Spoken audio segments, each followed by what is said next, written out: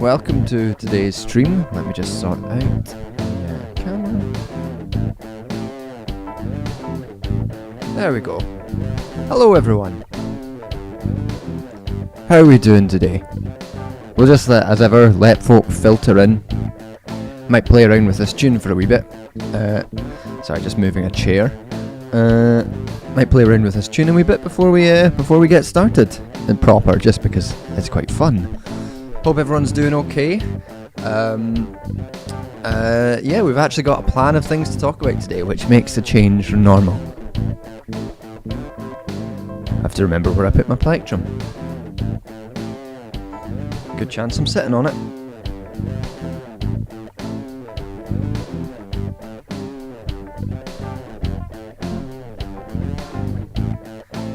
Every time this happens, every time I forget.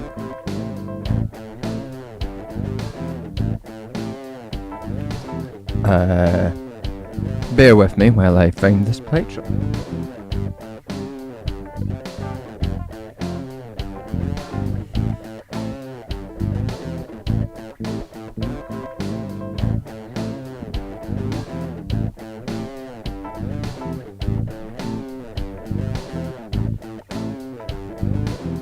It was behind the computer.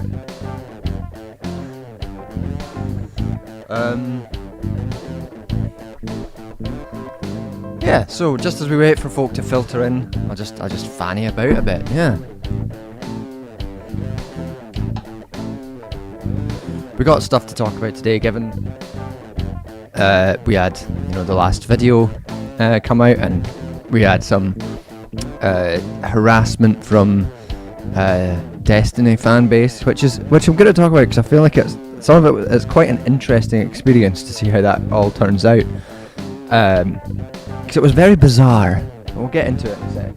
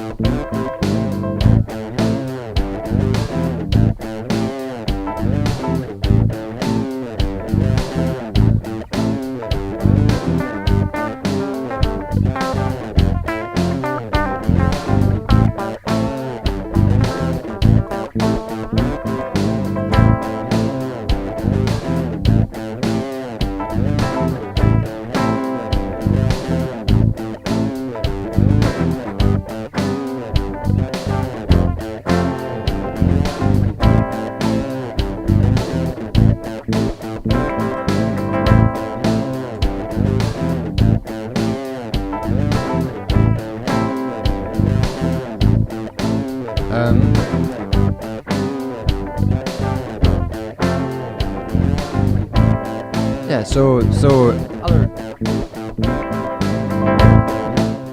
other things that we've got to talk about today would be like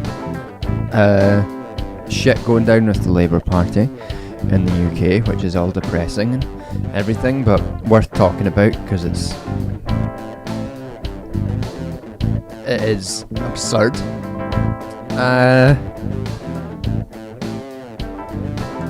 Policing and stuff. We've got some stuff on policing to talk about, and anything else that anyone wants to chat about. Hello Soul Bunny, how's it going? Everyone should go subscribe to Soul Bunny as well.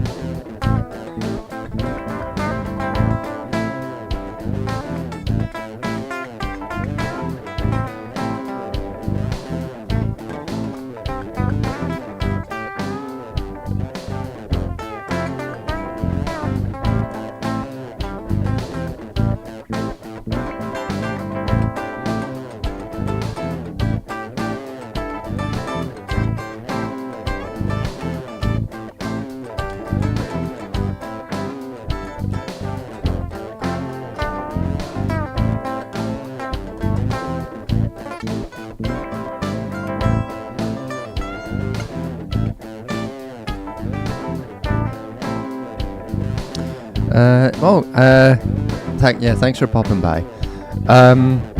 Alright, we've got about 40 folk here. We should probably get started and start chatting away. Hold on, let's build something. Let's get some synths in here, and then we'll actually get the wine tasted and then get started. It's a new wine today, actually, one that I've not had. So we're looking forward to seeing how that is.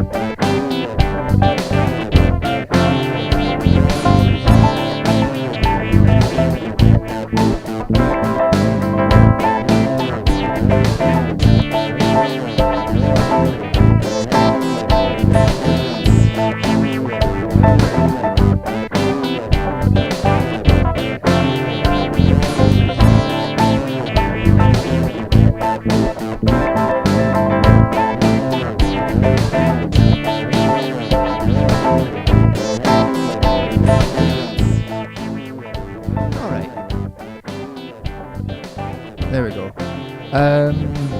Let's get started then. So we'll start with the wine, as always. For anyone who's new here, we always start with... We normally start with wine. So this is one I've not tried before. It was on deal for like £8, which is a lot for me. Oh, it's got like a handy guide as well. This is called Brancott Estate, and the thing estate has the A upside down, so you know they're... Oh, it's because they're from New Zealand and it's the upside down part of the world. I get that. Yeah. Yeah, that's so smart. Okay, so that's their whole thing.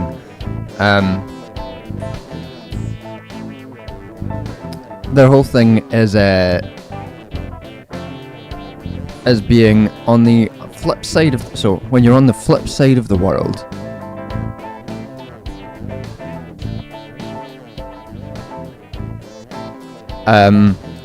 what it says. When you're on the flip side of the world, you can't help but think a little differently.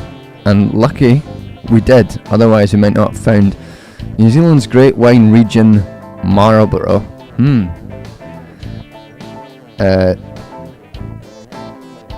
So it's crisp as a frosty morning, and with passion fruit and grapefruit notes. Let's see if I pick up the passion fruit and grapefruit notes. We all know that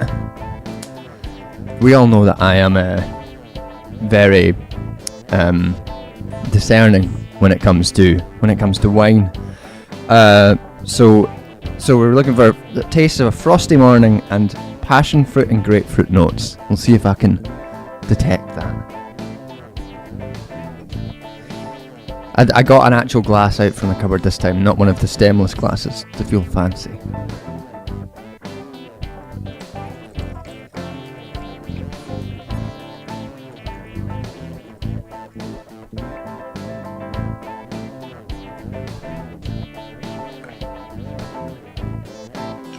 Smells like wine.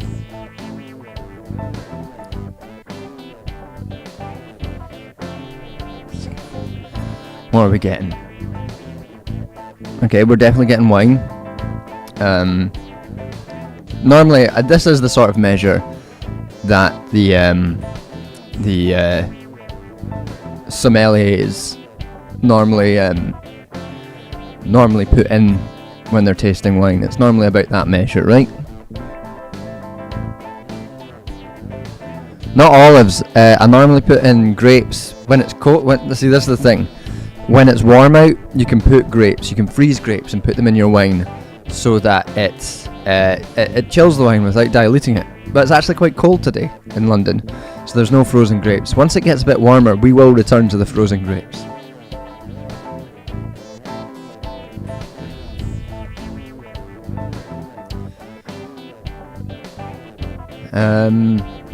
So I'm struggling to pick up any of the notes of grapefruit and what else was it? Passion fruit. It definitely tastes like wine. It's quite nice wine though. I quite like it. It's a bit sharp, maybe.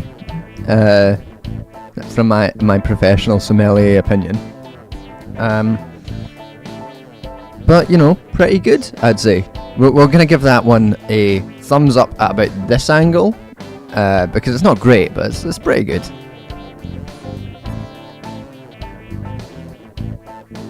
Anyway, yeah, nice. Alright.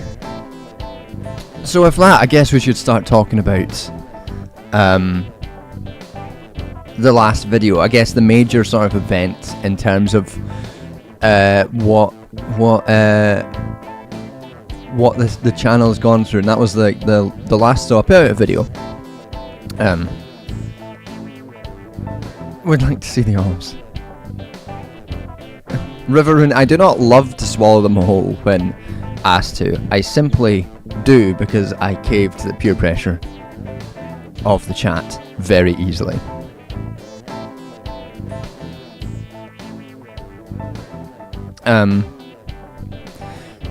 But I do like putting frozen grapes in the wine to chill it, because it doesn't actually dilute it, and I think it's very funny. It's become a feature of this channel. Anyway, yeah, so a few weeks ago we put out the video on intent in the legal view of genocide.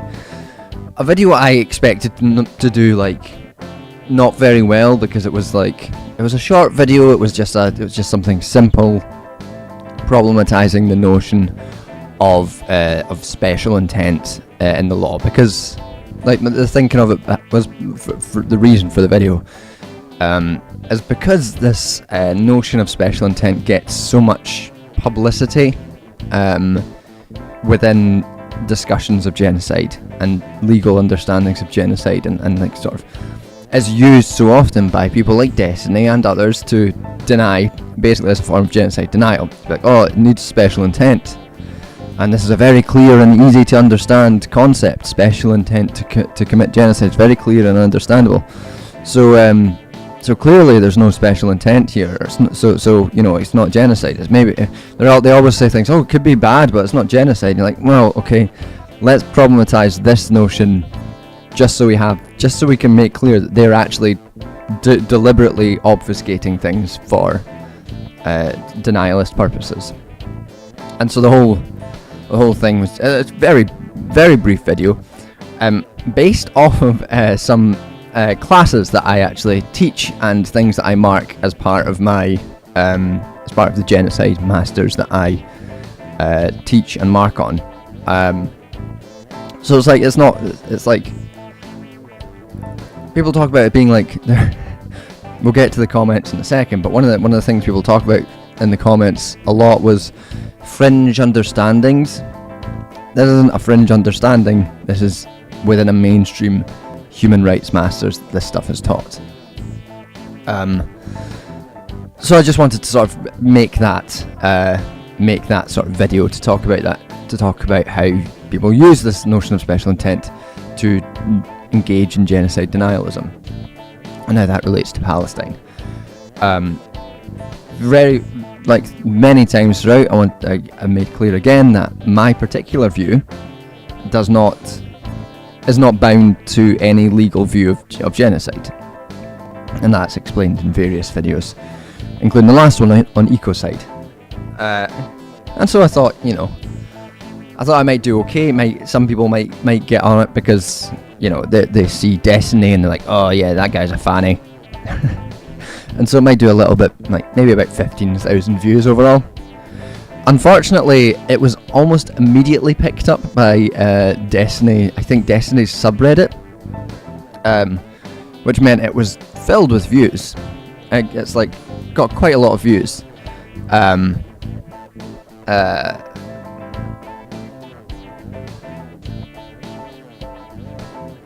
Oh yeah, I remember that name, Riverin, yes. Yeah, so it was immediately sort of brigaded by, clearly shared on a Discord server by Destiny fans, which gave it lots of views. Unfortunately, they must have all been using ad blocks because it did not transcribe to increased revenue for me, which is very fucking rude. To brigade me like that and not give me extra money. Very, very rude about that. Like, can't believe it. But it lasted. It was quite an odd kind of. I've been attacked by folk before, but this one was extra large in terms of scale and length of time, because it went on. I mean, it's still going on. Really, I've still got still getting some comments coming through, but it went on in the peak of it for about a week solid, of people just saying the same time, saying the same things over and over and over again, which was probably the most interesting thing about that. So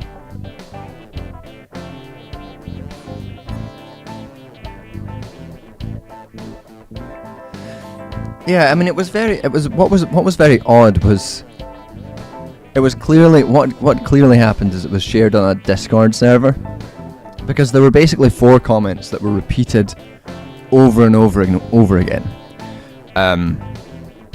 One about like, oh, you have a Chairman Mao poster, so that means anything you say is irrelevant. Which, for people who are so concerned about ad hominem attacks, is quite funny. Given they were mad. The ones that weren't sharing like copy pasted tweets, comments were talking about ad hominem quite a lot, which is not like, I do attack him and say that he doesn't know what he's talking about. But what I did there is not an ad hominem attack in the sense of a logical fallacy, because I am making fun of him. and I'm calling him a dipshit, which is true. But I am also deconstructing the whole premise and all of his arguments. And I'm not saying that his arguments are wrong because he's a dipshit. I'm saying he's a dipshit because his arguments are wrong. And that's, it's fun and easy to make fun of him. But it's quite funny that was one of the major ones.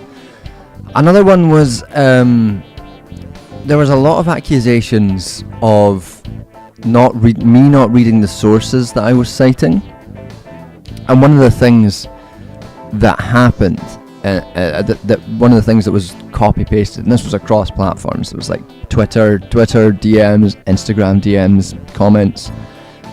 Was an accusation in the exact same format, clearly a copy paste, to have not read a source, one of my sources, and then taking 2 quotes from my source, and claiming those 2 quotes didn't support my point or contradicted my whole point in the argument, which is a bizarre thing to do. But they were both from a guy who was from one of the Grunewald's articles, and they were both explicitly talking about why my perspective was correct, and it was really bizarre to have, like, what's very clear, if you don't even have to look at the context to know that they're in support of my point.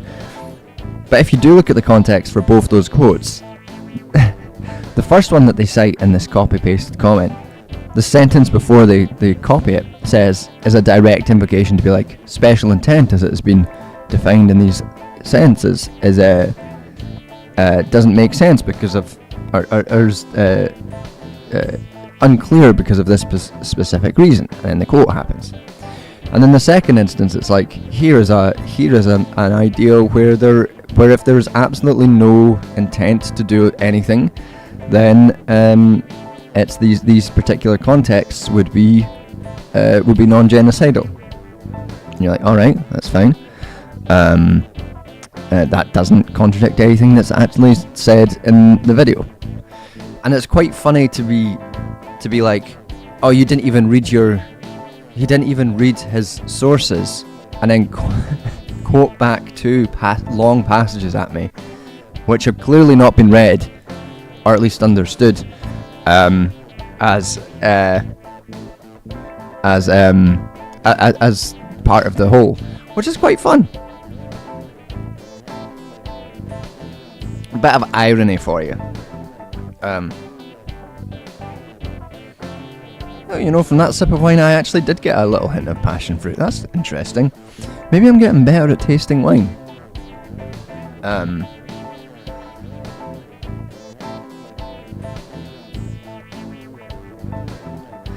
Just another Glorpstay morning saying, had a brief scroll through the comments when I watched the video. It was rather disappointing as someone that's not seen Destiny fans before. Yeah, it was. I was not expecting it. They were not happy. What one of the other major sort of copy paste comments, which is very funny. And maybe the only thing I actually do regret in terms of video, there's a lot of people saying, you accuse Destiny of being a Wikipedia warrior, but he does these research streams where he reads through books and all this stuff. So clearly he's read more than Wikipedia. And like, firstly, I'm making fun of him. Come on, let's all keep up, shall we? And secondly, the reason I do regret that is because, having looked at the Wikipedia entry for genocide, it has a much more advanced view of what genocide actually is, including some delving into Lemkinian ideas beyond the legal definition, and neo-Lemkinian ideas and things like that. And it's far beyond Destiny's understanding. So it's actually insulting to whoever wrote that Wikipedia entry to suggest that Destiny's level of understanding of these things is at a Wikipedia level. It's much lower. I'm like, when we're talking about him being like he's read some tweets and a Wikipedia article, the real main point is, I'm making fun of him, and also that doing a research stream where you skim through a bunch of articles and books and don't critically engage with them is not really research. I'm afraid it doesn't actually count as research. But that was quite a funny comment. And then the final one, which is interesting in sort of revealing the type of character that's engaged in this kind of scene. A lot of comments that were copy pasted just said "Lil bro is crying," which I found quite interesting because first of all, the fact that they were copy and pasted, they just couldn't type out themselves, "Oh, he's crying." There's lots of like exactly the same. "Lil bro is crying." It's like, okay, that's odd. But also like,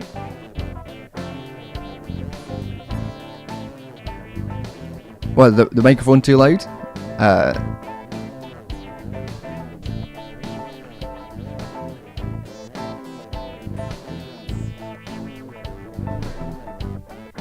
But also the notion that, first of all, if I was crying over people denying genocide, that would be fine. That would not be a problem. That would not be something to be embarrassed about. But I wasn't.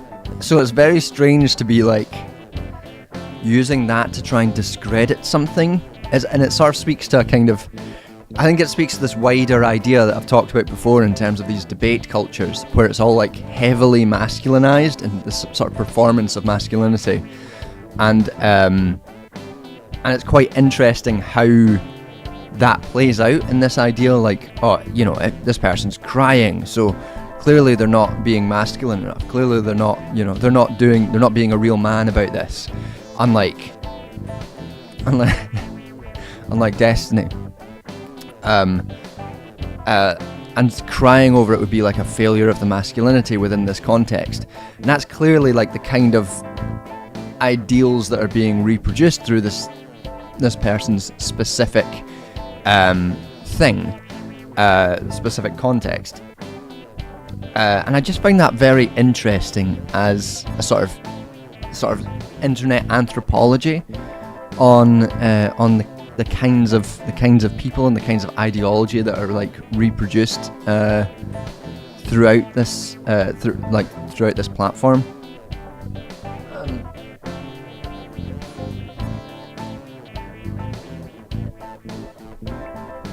But yeah, so that was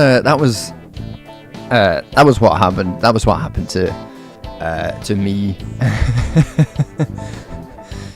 It's very like, it's like, yeah, it's that whole like facts over feelings kind of. Oh, you can't be emotional about things, because I had some people accuse me of being too emotional about the topic to know what you're to like be trusted on what I'm saying, and it's like that's not how this works.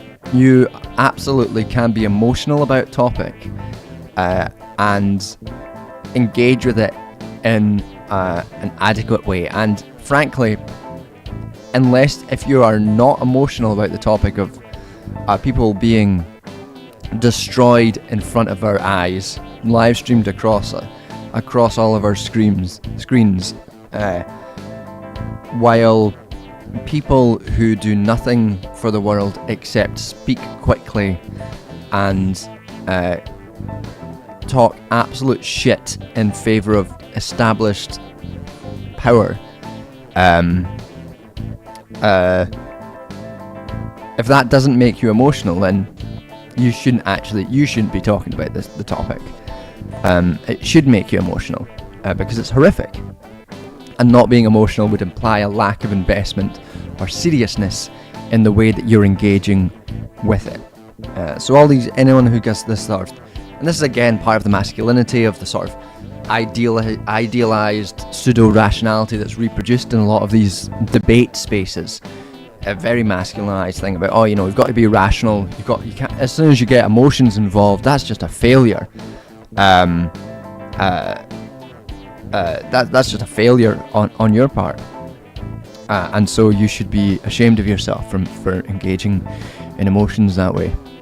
And yeah, it's quite interesting to having spoken about that in an abstract sense or observed it in contexts that weren't directly about me. It's quite interesting to see how that gets sort of turned on you, like and it's like, I can understand if I hadn't spoken about this or talked about this or researched this sort of thing before, I'd find it kind of unnerving. But as such, it was just kind of like bizarre and quite funny. And you know, there's the odd people who are like going after the way you look and everything, and that's all bound up with masculinity as well. But you know, that's not a battle that they were ever going to win, I'm afraid.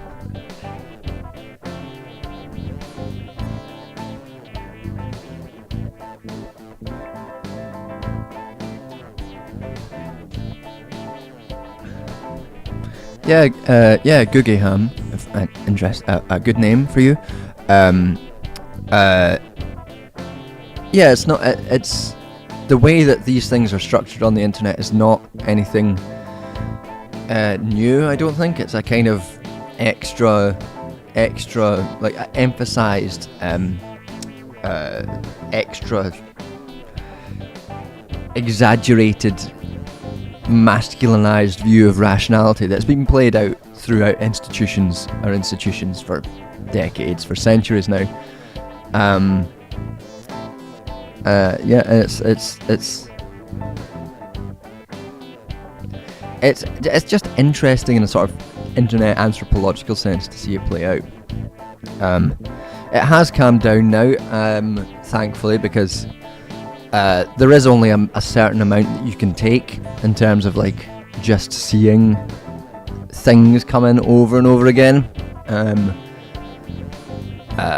like people repeat the same thing over and over again. There's only a certain amount that you can take. Thankfully, YugoPunk did a stream watching the video, and so I got an influx of nice comments of people engaging in a very nice way, which was good. So it's probably over. But yeah, so that was the end result of that video. Again, was not expecting it to be picked up at all. I think the reason it was picked up so quickly was because it was when I posted it to the BreadTube subreddit. I think that's where they were hanging out. And that's how it got passed on. And it's probably the video that I've done that's done best on the BreadTube subreddit, which is bizarre. It's not one I would encourage people. It's not one of my first ones I'd encourage people to read. I'd say it was a fine video, but it's not something that gets into the deep nature of what genocide is and why it's being perpetuated by Israel in Palestine. It was quite funny. My flatmate said to me, like a couple of days after the video came out, it was like, no, if I had a criticism of the video, John, it's that you really do repeat yourself too much. You like say over and over again that you're not like, that you're not, you know, this isn't your particular perspective on genocide. Or you say over and over again that you know, intent still plays a role in this alternative view. And I like, when I was watching it, I was like, the third time you say that, I was like, yeah, okay, you don't need to keep repeating yourself. And then he looked at the comments and it was like, oh, okay, this is why you kept repeating yourself, because no matter how many times you repeat yourself, people will, this sort of person will willfully not understand what you're saying. Mostly because they probably didn't watch it. But that was quite funny. And you get that a lot. A lot of people will be like, oh, you say there's no role for intent in genocide in this. And you're like, well, no, I don't say that. I specifically say I don't talk about my view of genocide in this. That's in other videos. And the view of the legal understanding of genocide, which I do talk about in the video, explicitly, repeatedly mentions the role of intent. which is which, so what? Yeah. Anyway, that was that. Welcome, Peter Smith. I'm glad that you've made it along after the Yugopunk video. I appreciate it. You said I was friends of the channel, and that was nice. People have always been been kind to me with those channels. We will change up the music a bit. Oh yeah, for anyone who has come here from that video or from anywhere else, how these streams work is I get a bottle of wine, I drink it, and I play some music, and then we chat about shit. And as I get on, I get more belligerent about the things I'm chatting about. We'll change up the music in a sec, and yeah, glad you're here.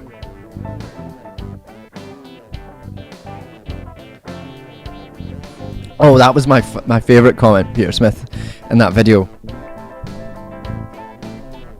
Some fucking American probably was like, left a comment saying, I always support Scotland, and then I see other Scottish people, and I really, and that makes me not like Scottish people. And then I was like, man, everybody in Scotland hates you. One of those Americans is like, oh my god, Scotland's so good, and then they meet Scottish people like, oh, these Scottish people are so rude. And it's because we hate you. Sorry. And sorry to the Americans in chat. Obviously not you, the other ones.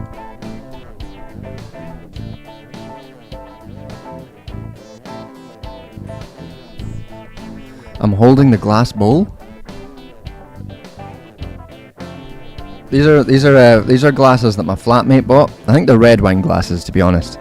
We're very sophisticated here, so we use white wine glasses as red wine glasses. But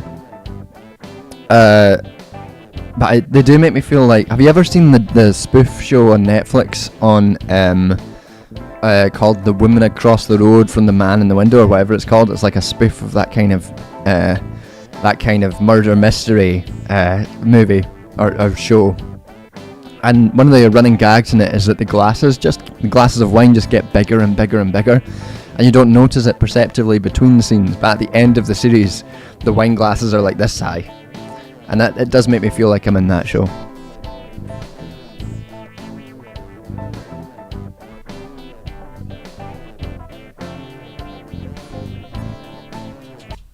Anyway, let's get a new tune on the go. See what we're thinking.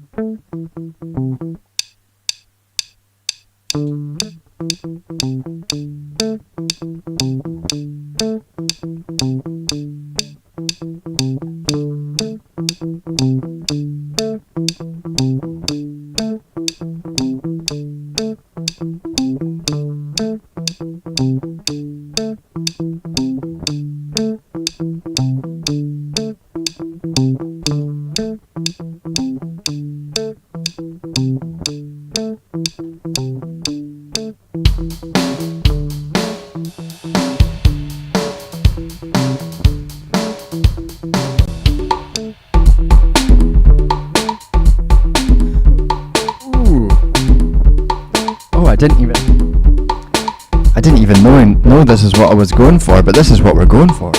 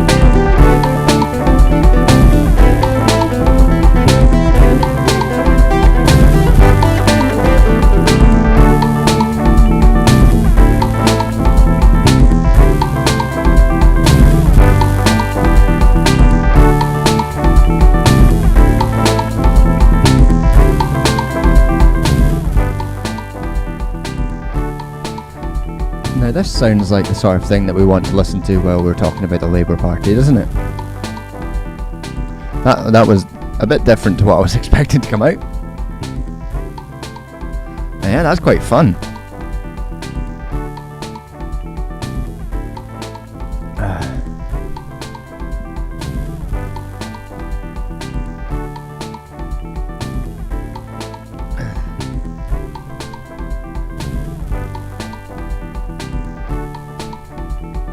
Oh no, Peter Smith. Oh no, that's awful.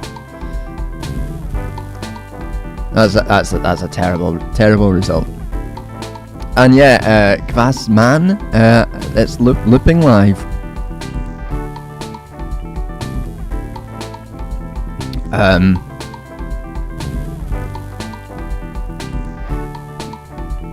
I quite like that one. It's a bit 2010s era sort of Caribbean influenced indie throwback, isn't it?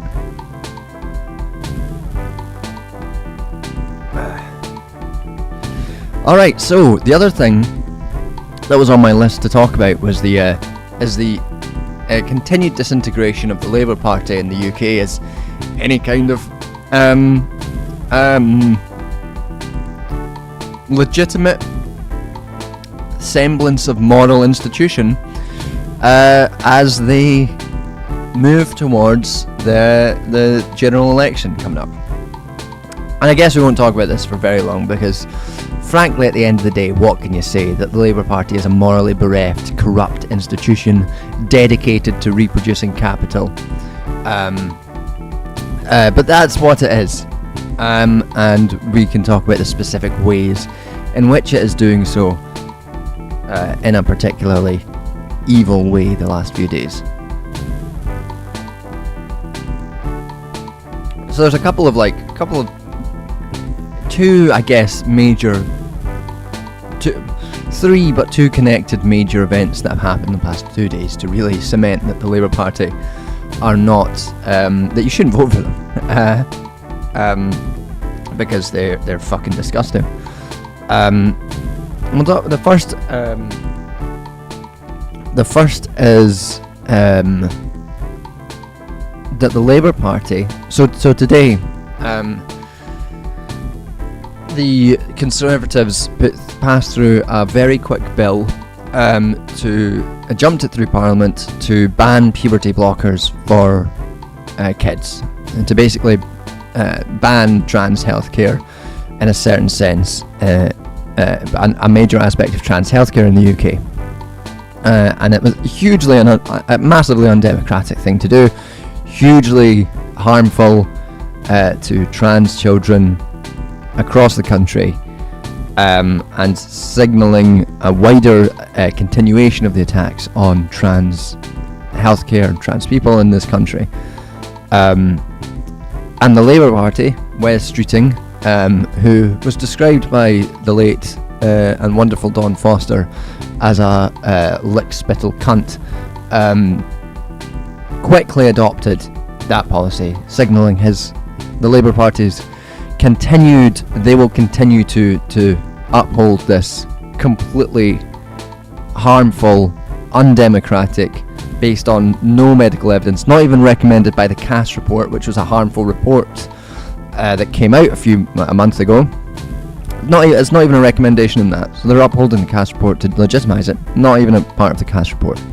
It is just purely vindictive, evil policy to harm, to try and legislate out of existence trans people.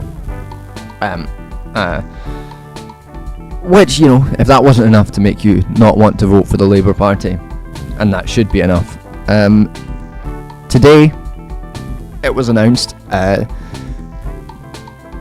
or yesterday, I think, it was announced, two things were announced. One, a character called Luke Akehurst was announced to be parachuted into a safe seat in a constituency that Labour are going to win. Luke Akehurst, he's got a nickname in left politics sphere in the UK, and that is Luke the Nuke, because he is an ideologically driven, basically a fascist, like a social left-wing fascist. Left-wing I use very generously. I mean, he is he presents a kind of left wing. It pretends that being in Labour makes him left wing. Obviously, it doesn't. He has repeatedly spoken about support for dropping nuclear bombs. He has an ideological commitment to absolutely dehumanizing, murdering Palestinians. He is part of an organization which specifically represents Israeli interests within the Labour Party. He pushes for that. That is what he does. He is ideologically committed to that genocide. And the Labour Party have at this moment decided to parachute him into a safe seat. On the same day, the conservative populist type? No, not that. It's a very specific tradition. Like this, he once told me that he would have me shot against a wall because I was a communist. And in his view, communists deserve and are right to be shot against the wall. It is good and right to kill them. He's sort of from that social democratic, again heavy quotation marks, social democratic tradition against the left, which is again fascist. This is the kind of character that they've promoted. And on the same day, they kicked out, they blocked from standing a woman called Faiza Shaheen. Now, rightly or wrongly about whether or not you like, from what it's worth for me, I think I don't trust necessarily anyone who is still looking to stand for the Labour Party at this stage, because how do you get through that? But from her, what I expect, he argued in favour of the Freikorps murdering Rosa Luxemburg and Karl Liebknecht. Yep, he's done that before frequently. He's a violent, dangerous ideologue, and unbelievably racist. He is a deeply racist man, specifically against Muslims. He is deeply Islamophobic. The same day that happened, Faiza Shaheen, who had been campaigning for the seat that she grew up in, a place that she'd lived her whole life, she was on the left but had made all the correct Starmerite noises about supporting the transformation of the Labour Party post-Corbyn, despite being on the left of the party,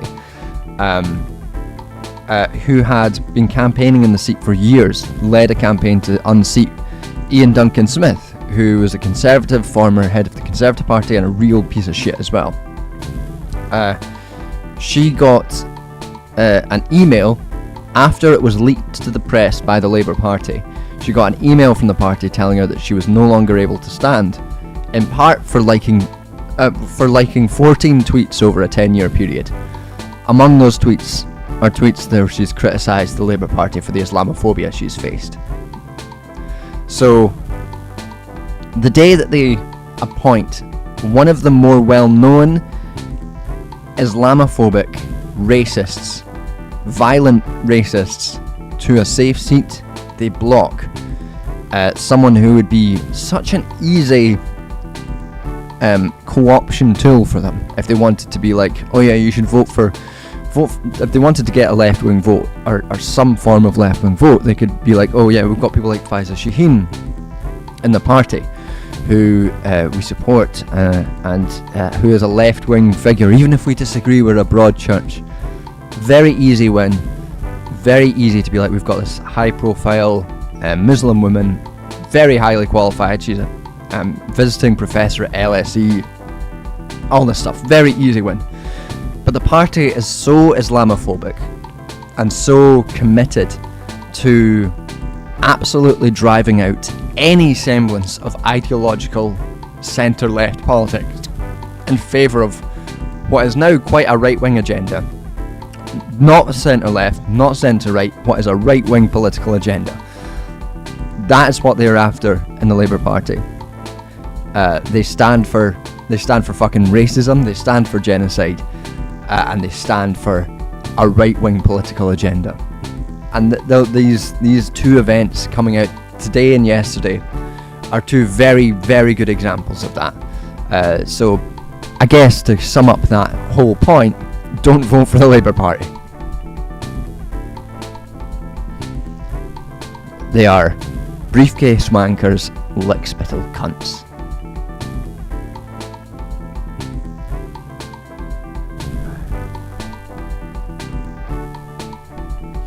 Feel like you're going to learn some things missed in the UK politics here, but also get so upset. You know, we generally try to keep the vibes chill here, but just these are two things we've spoken about already tonight have been are not ideal situations. But yeah, that, like, there is a part of me that in terms of like Faiza Shaheen, obviously she's been treated awfully by the party, been treated racistly by the party. But she shouldn't have been involved with the party as well. Like, I understand what has clearly happened is that she has been campaigning for the seat for so long, trying to represent like an area she clearly deeply cares about, and understood this as the only way to do it, which I don't think is true. And that led her to probably compromising on things that she shouldn't have compromised on, which is how co-option works. And then getting shafted by the party, because that's how the Labour Party works. Yeah, so fuck those guys. That's been the major. Always miss Dawn Foster and what she would have to say about everything going on. Yeah, Dawn Foster was. So anyone who doesn't know, Dawn Foster was a journalist in the UK who very sadly died a few years ago. She knew Wes Streeting from their days working in student politics together, and basically tweeted out one day saying, "Oh, I used to know Wes Streeting from those days, and you know he was a lick-spittle cunt back then as well," which is a very good thing for, I think, more fucking. I mean, the reason we don't have more journalists talk like that is because journalists are mostly from private schools and mostly support the fucking lick-spittle cunts. I should stop saying cunt and I'll get banned.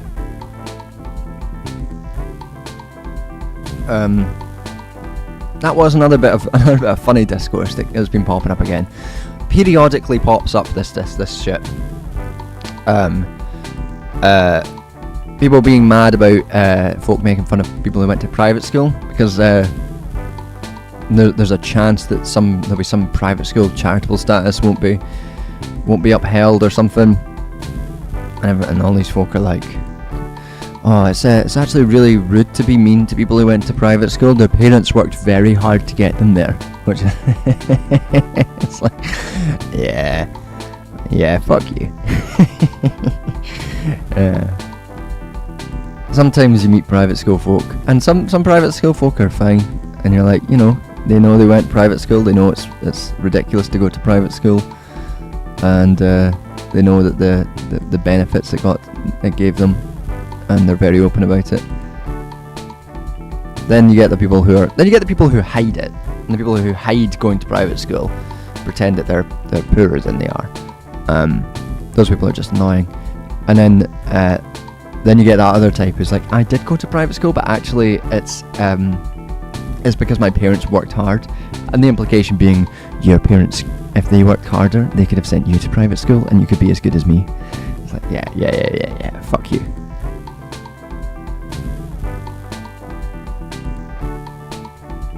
But obviously, like, one of the major things about UK journalists is it's one of the most, it's so heavily dominated by people who went to private school. James O'Brien, an LBC journalist who wrote a book called How to Be Right, which is a bold thing to say for someone who's consistently wrong, was talking about how if he hadn't gone to private school, he wouldn't be a journalist right now, and that means that private school is good. And you're just like, you know, what an easy thing for people to be like, Oh man, if private schools didn't exist, we wouldn't have to listen to James O'Brien. Wouldn't that be great?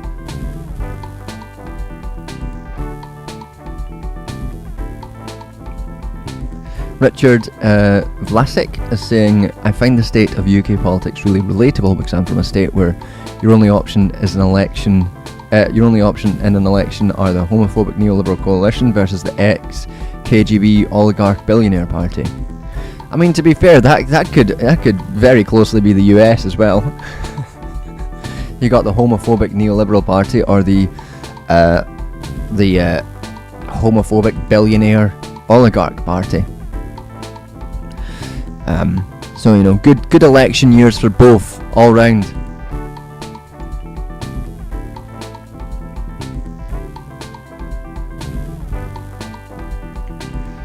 Yeah, all great stuff.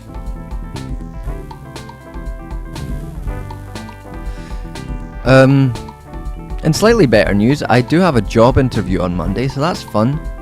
We've got an actual progress on the interminable job hunt for John, the endless job hunt. I've got a job for an interview for a part-time job in Cambridge, which is fun.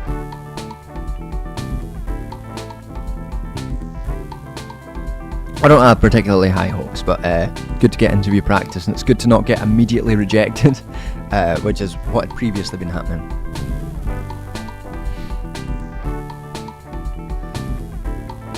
Just another Glorps Day morning saying, where I grew up, we had a big old private school pretty much on the high street, and the only ones that weren't asses were the Chinese kids.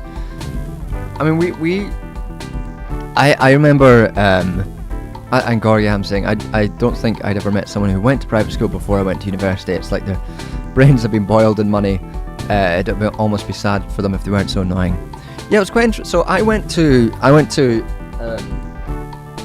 a very mixed state school, and in that mixed state school I was from a much more middle class background than a lot of the kids. So until I was at university, I assumed I was like posh. Like I assumed that the social hierarchy was like where we were was like very close to the top. And then I went to university and I met private school kids, and I was like, oh, okay, so we're a bit further down. We're a bit further down there. And you know, some of them were. I've got friends who went to private school, and they were just normal about it. But there was I do remember a girl. She was only 18 at the time, but still, there was a homeless guy raking through our bins at university outside, and we were like walking downstairs, and this girl who'd gone to private school went, oh, I just kind of want to just throw him some bread. And I was like, what? Like a fucking duck? Like that's a full person. Throw him some. Why not give him some money or a sandwich or something? And that was a very much that was a moment of being very much like, oh, these people don't think like the rest of us. That's some very different ways of thinking. But then after a few years of going, because the university I went to was very, it wasn't where a lot of posh kids went. I did a year abroad, and I ended up meeting some folk who were like granddaughters of lords and ladies, and I was like, right, these are the posh people. I'm so far away from them.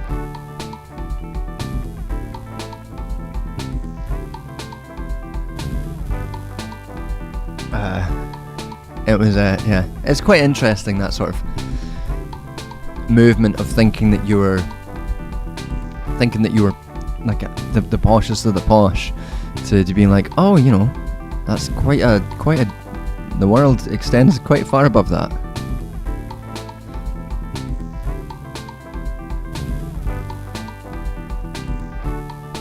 And bread isn't even good for ducks, yeah.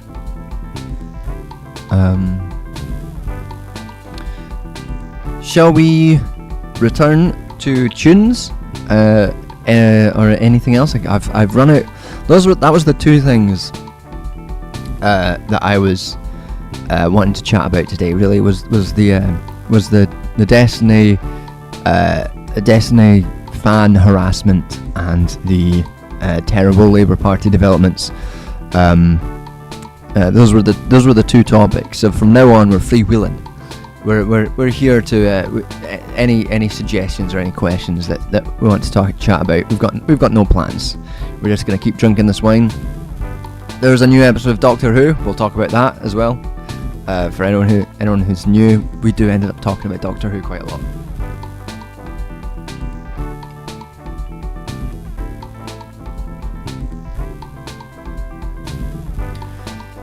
Growing up on a council estate, but in one of the houses that the previous folks had bought with Thatcher, had me thinking I was evil rich folk as a child. Were the yeah, the Destiny fans were harassing me. Yeah, just take a look at the comments of the last video, and if you want some bad times.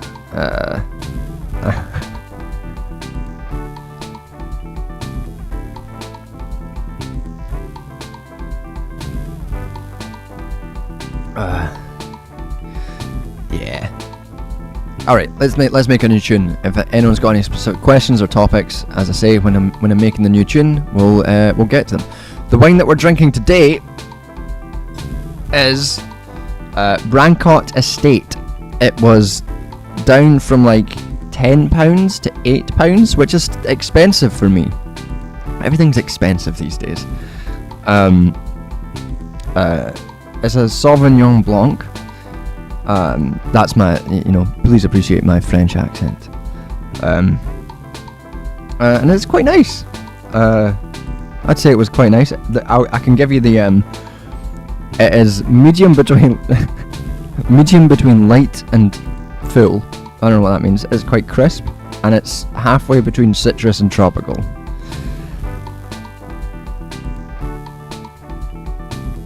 I will say it's all right.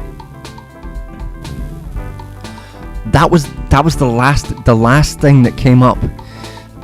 So in terms of like the brigading, so the last time anything like this had happened was on the video where I talk about Vosh, and or use Vosh to talk about the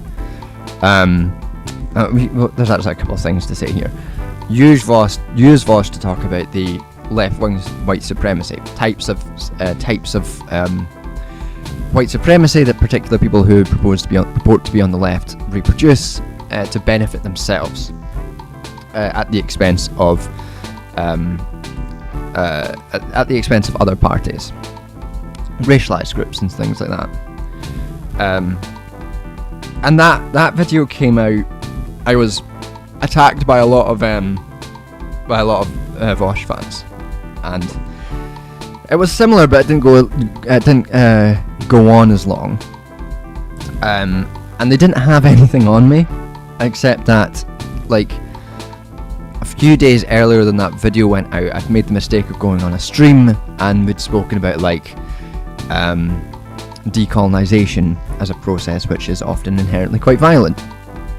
And even in those violent cases, it is your duty as someone who exists on the left to support decolonization movements.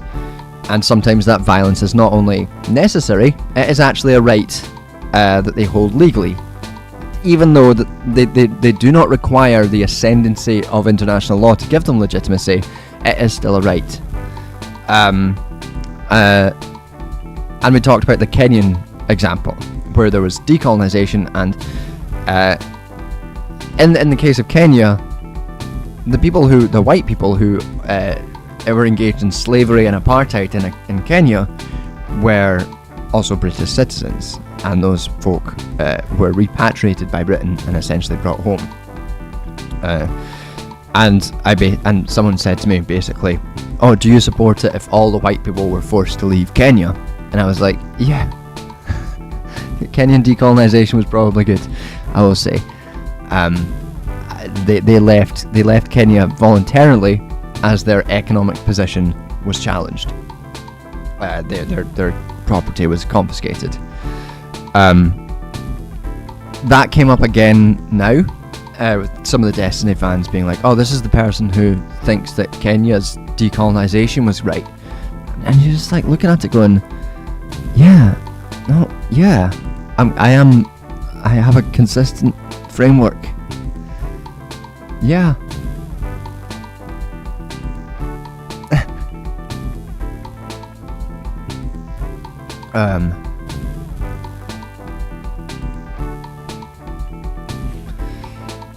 What a coincidence, yeah.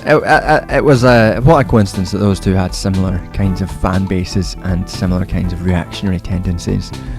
Yeah.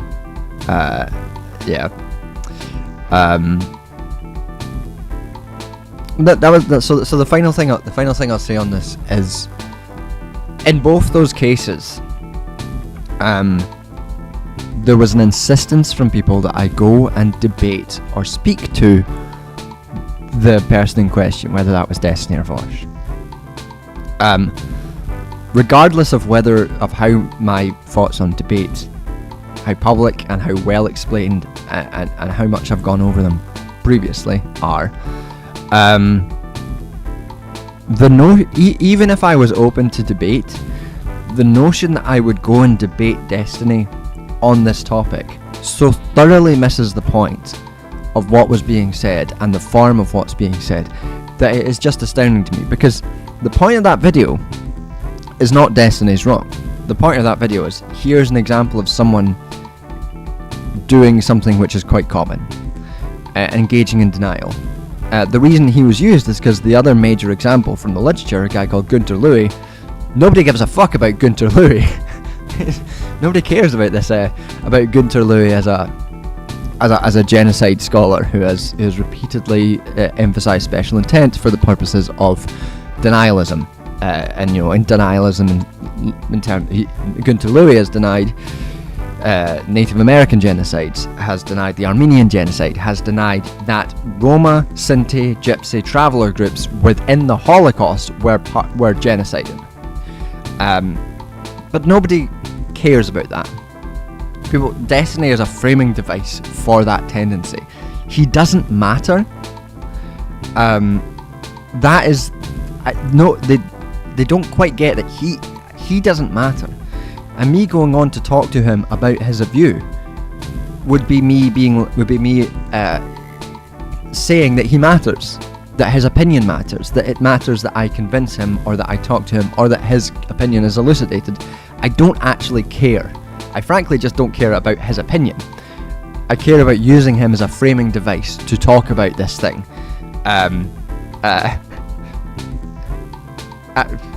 No, the conception that he doesn't matter is so far into the fan base. The insistence that I debate. Why don't you just? He's very nice. Why don't you just speak to him? It's like, well, first of all, he's not nice. He's a genocide denier. Secondly, no. And thirdly, it doesn't matter. He doesn't matter. He doesn't matter, guys. He doesn't matter. I think he's a cunt. Beyond that, he doesn't matter.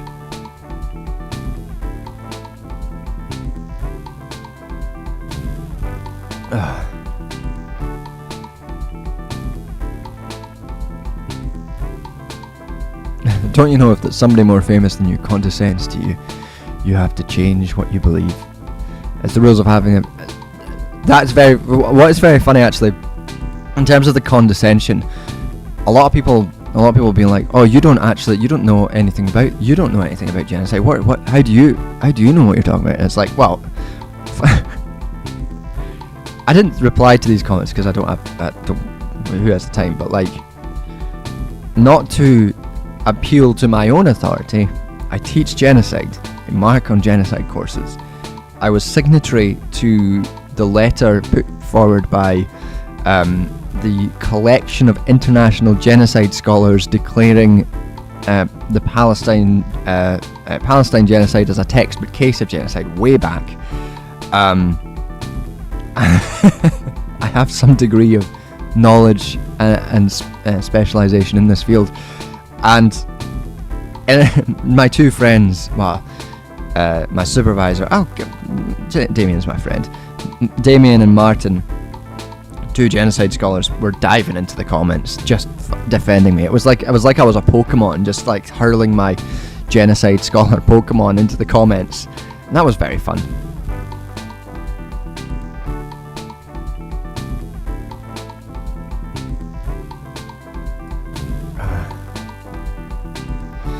I mean, I don't care if he's a coward for debate. I just don't. He's not, like, when I say he's not a real person, he's a cardboard cutout who has nothing of value to say. His use is only as that of a framing device. His value extends no further than how I can use him to frame a much more important issue. And yeah, that means I can find him annoying and find him disgusting as a human being, but his importance doesn't. He's not important because I find him annoying. That's what he is.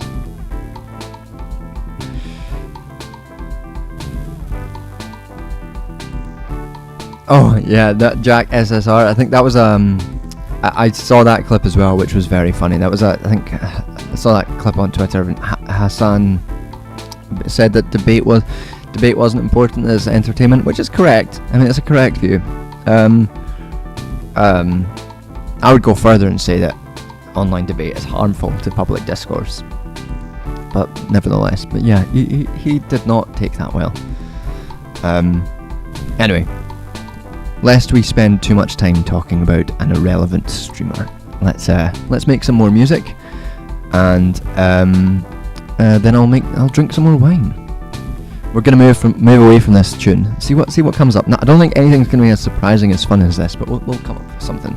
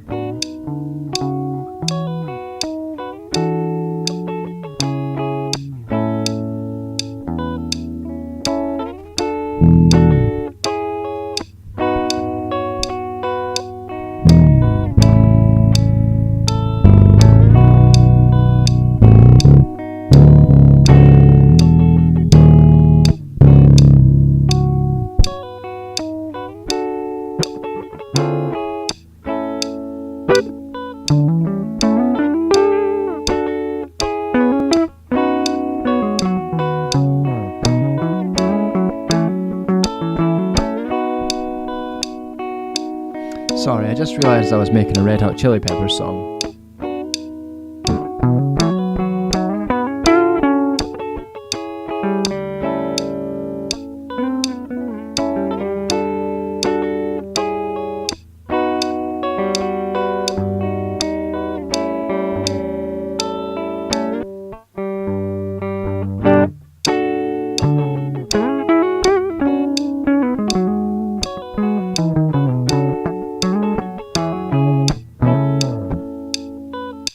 Sorry, yeah, we're not going to do that. We're not going to make a Red Hot Chili Peppers song. Let's do something else. We've got our own style going on here, and it's not Red Hot Chili Peppers.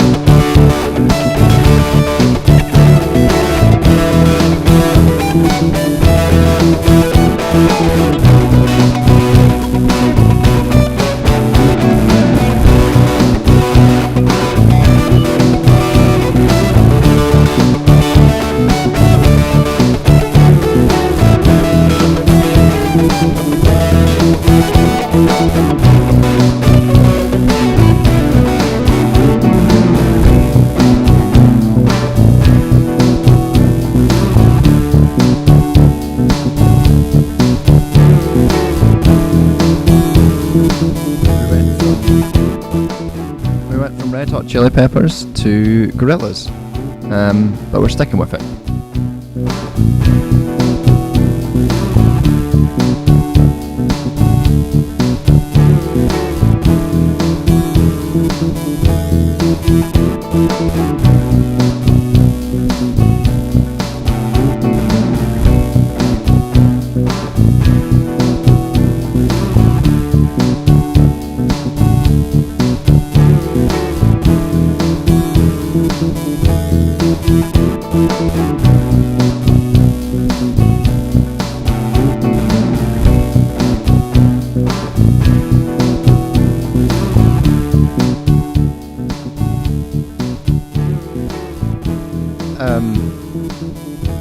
Dang, this feels real nasty. It feels like a game intro with a crime-ridden city where you're a vigilante.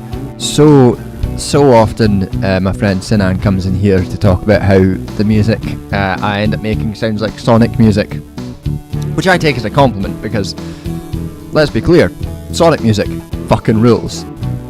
Green Hills, that one that plays in the like Electric Factory level, fucking great stuff. And it may, like, the way I make music may be dependent on the fact that I did play a lot of Sonic when I was a kid. Because Sonic's fucking brilliant. Very different vibe from the last tune though.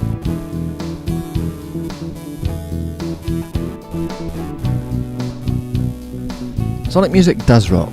We absolutely do enjoy Sonic music here. This is a safe space for all the Sonic music fans.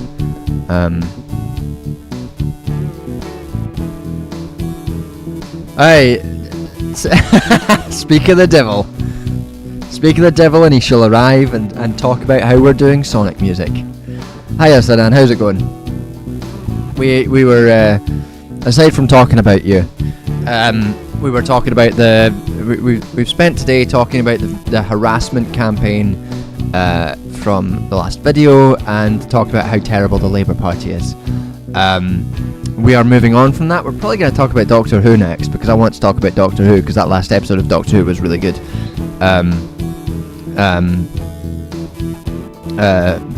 But yeah,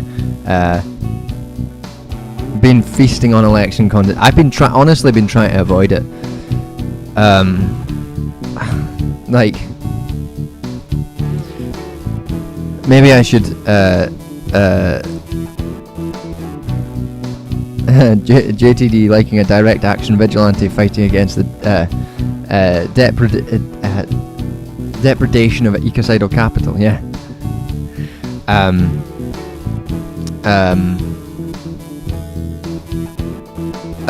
Yeah. Maybe I'll do something. Some election video if I feel like, if I need to make a video, because unfortunately, in terms of actual content coming up, I am really busy right now doing corrections for an article, a review article, and haven't had time to actually start even researching the next video yet, which is annoying.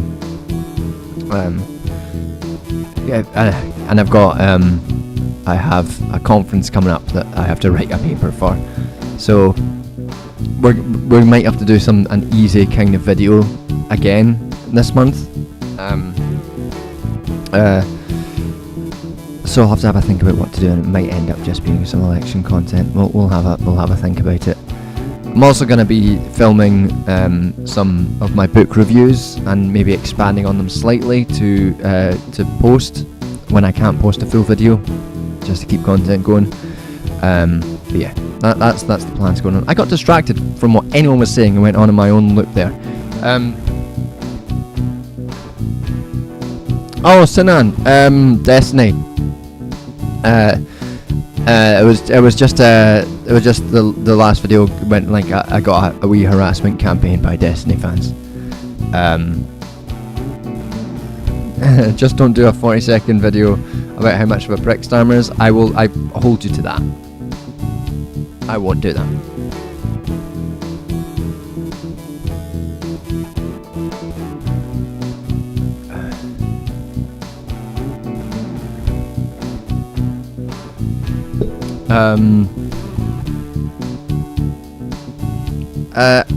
I won't do any spoilers for Doctor Who when we're talking about it, but I will just talk about it being a very good episode. When we do go into talk about it. But yeah, Sonic, we absolutely stand the Sonic music.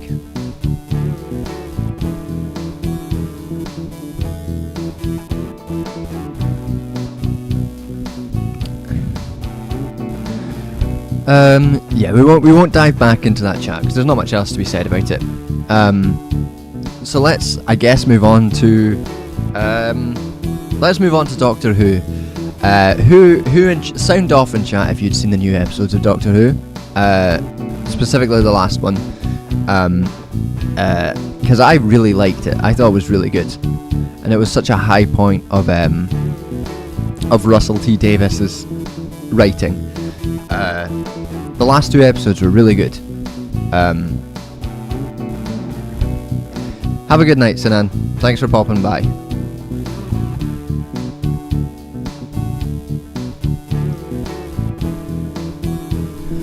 So the last 2 episodes of Doctor Who were after a rocky start. Haven't followed you, Matt Smith. I understand that there are Peter Capaldi's stuff. Some of it is really good. I'd recommend that. The Jodie Whittaker stuff is unfortunately very bad. And the oh, thanks. It's rarely visible. Yeah, I've got my it's a poster of Shay and Castro. Normally it doesn't get picked up in videos as much as the Mau poster. I wonder if I would have as many people mad at me for a Cuban poster as I would the Mau one. Probably not. See, so the 2 good episodes. After what I would say was a rocky start to the series, the first 2 episodes with the Space Babies and the episode with Jinx Monsoon, I didn't think were good. And like, there's this idea of like trying to bring in the Mark Richardson. It's not. It's too far to this. It's too far. It's like that side. But it's in the background in a lot of the videos.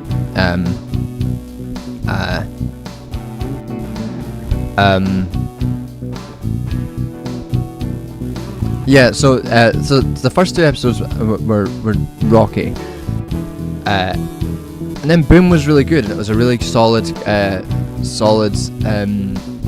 What's his name? Stephen Moffat episode. But it was interesting, I think, looking at the differences between a good Stephen Moffat episode and a good Russell T Davies episode, because everything in that Stephen Moffat episode was like, I wasn't into Matt Smith either. I thought Matt Smith, especially his early seasons, was really bad. Does this new episode land more that 10, 11, 12 Doctor? I mean, it lands more 10 because it's Russell T Davies who's the screenwriter, but it is different.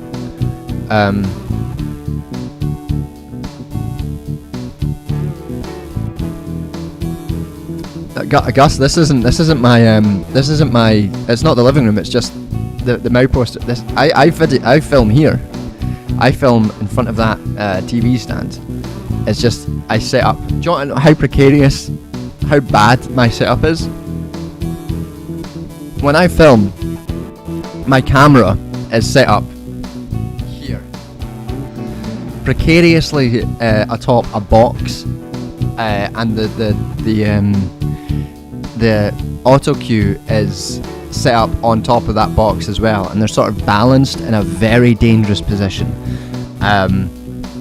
And you'll notice throughout the videos there's usually a change in angle of the camera, and that's when the battery of the camera runs out, and I've got to change the battery, and I can never get the camera back to the original position it was in,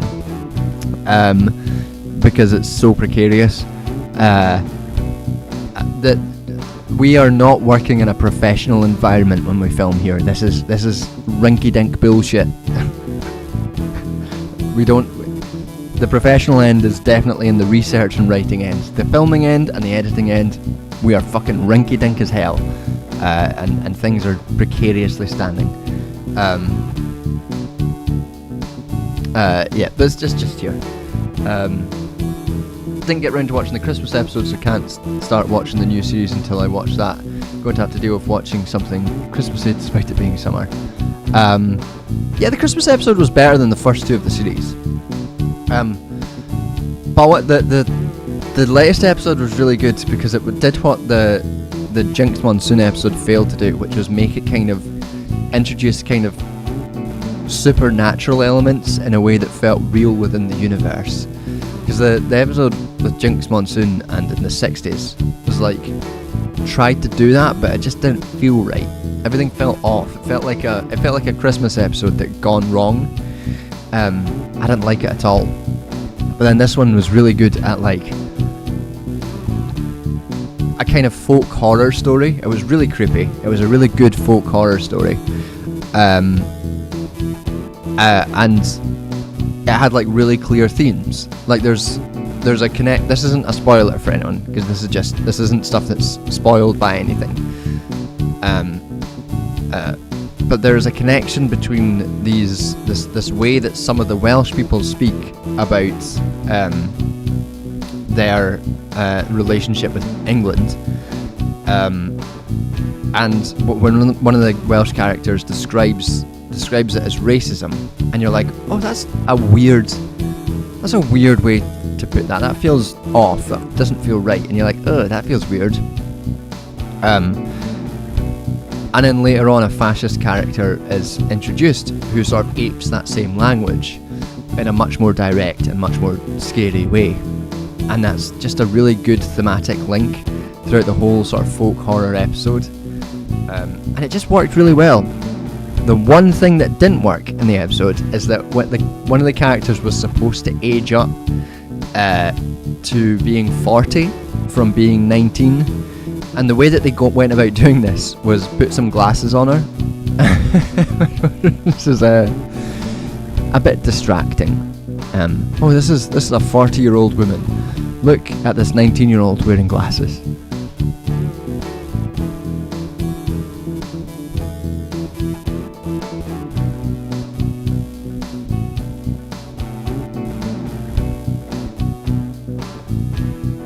Fallout London is not one, not two, but three former Doctors doing voices in it, but it's been delayed because of the next generation Fallout breaking mods. I've never played a Fallout game. Maybe if my flatmate gets it, I might. All aging went to her eyes, exactly. For whoever asked about the vibe of the episode, the vibe of that specific episode was like, does anyone remember the episode Midnight, where it's a David Tennant episode where it's like a ball episode, and there's like this mysterious thing which happens, and it's really, really creepy, and nothing is like overtly explained in it, and that's one of the things that makes it so creepy and makes it so good. And it's also, I think, one of the things that makes it different from Stephen Moffat. Because while the Stephen Moffat episode was really good, I enjoyed that episode, there was a difference between how, like, he explained everything. Everything was explained throughout that episode, and it was all like, okay, the Doctor's like, here's a thing, I'm explaining this thing, here's what's going on, and here's what happened. The next episode was like, none of it was like explained. Nobody said, here's what happened.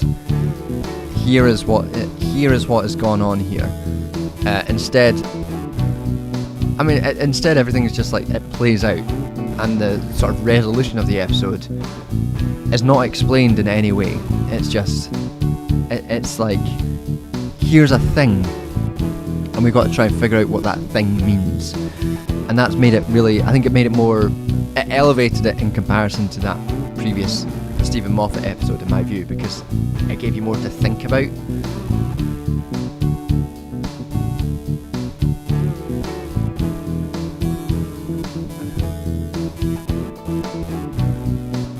Sylvester McCoy and Colin Baker, you can get to do pretty much anything. Sylvester McCoy and Colin Baker will be in anything you ask them to be in, to their credit.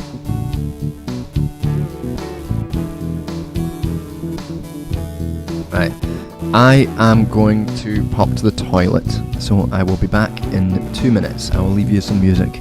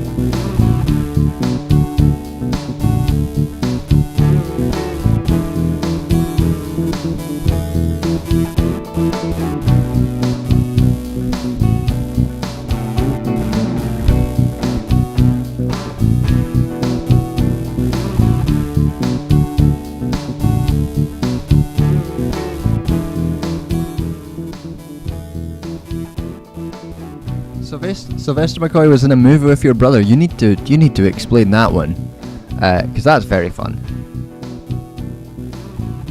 You know, one of the best folk horror movies that I ever saw was a short film. That was in, this was maybe like 2016. I went to the Scottish Short Film Festival with my brother, because my brother is a filmmaker, and one of his films was playing. He ended up winning the Audience Choice Award for that for the festival, which is really good. Well, one of the, aside from his, one of the really good films was like this sort of folk horror comedy film that was about a couple who had carved their name on a tree, like, or their initials, like SF loves PD or whatever, on a tree. And then the couple ends up breaking up, and the tree, the horror film is the tree murdering anyone that would potentially be a future partner of these two, until they end up getting back together, because they think that whoever they've been trying to get with is ghosting them. So their former partners must have been treating them too well. So they end up getting back together, and the tree goes back to his spot. And it was such a well done folk horror comedy. It stuck in my mind all these years later.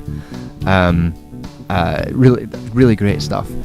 I like folk horror. It's just a fun genre to sort of dive into.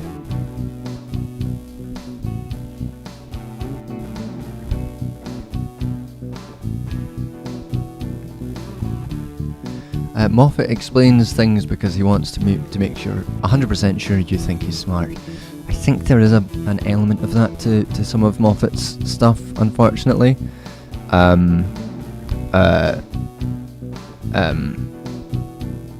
Which is a bit like that, yeah. He does want people to know he's smart. But even Peter Smith's asking, checked out of Capaldi Doctor Who at the Robin Hood episode, entirely understandable. Which episode should I watch? So one of the best ever episodes of Doctor Who is the episode Heaven Sent, Capaldi episode Heaven Sent, and that is a really, really high point of Doctor Who, an excellent bit of sci-fi. But even that is like over-explained to the point. It works in the way it's explained, but it's like super explained. Nothing is left to interpretation. It's all like, this is what's happening. I think the only time Stephen Moffat really lets things be unexplained that I can think of off the top of my head is the first episode about the angels, the weeping angels. But the more that he uses them as characters, the more he has to explain them, and the worse they get, because he just has to explain it. Instead of just leaving them being these mysterious things that appear, they all have to be explained and fleshed out. Like, oh, this is what's going on here. It just doesn't quite work when they're explained. But yeah, Heaven Sent, the episode of Peter Capaldi, that's really good. And his whole final season with the companion Bill, that's really good as well. That whole season is really good. Peter Capaldi was unfortunately let down by some very bad writing. He was really excellent as an actor.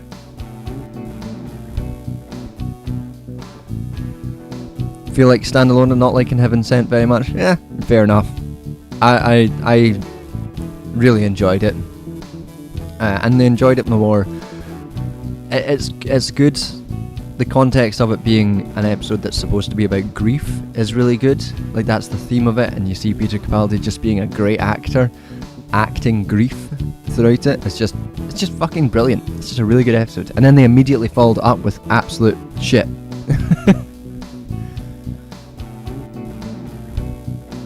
He was really great. His hair was great. His style was great. It's an old punk doing what he likes to do. He understood the character of the Doctor as an old punk. Whereas Ncuti Gat was kind of pursuing it as like a young punk, which I also vibe with.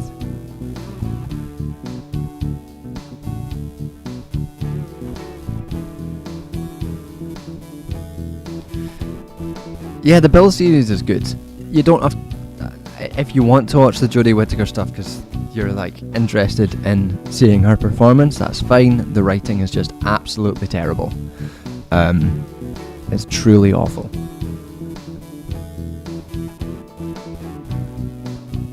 I quite liked the Monk trilogy, but I know that's more controversial. Yeah, I'm very glad that these last two episodes were really good, so I can actually be like, okay, we're back. We are so back. And the stream isn't just me, because previous series, the streams have just been me complaining about how bad Doctor Who is. Which I know is fun for you. You get to see me complain about things. I've not watched anything bad recently, which is nice for me, but bad for you. Trump verdict in. Can you say what the verdict was? I wasn't following it, and we've been on stream for a bit. Yeah. While let's make a new tune. Actually, let's finish this wine, make a new tune, and then we can discuss whatever this fucking Trump verdict's in.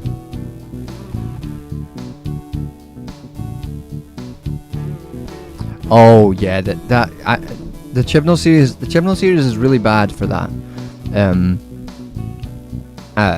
The worst one is that there's the episode Kaboom where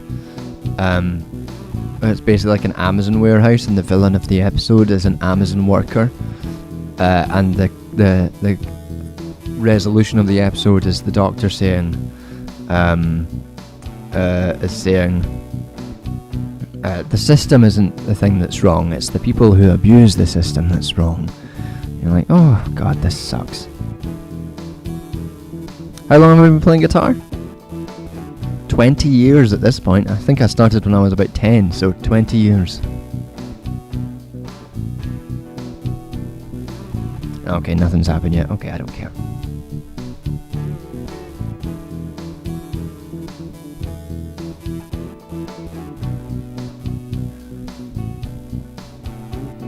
Yeah, it was really bad. I think people often, like, in a lot of the sort of wider narrative, meta narrative around Doctor Who,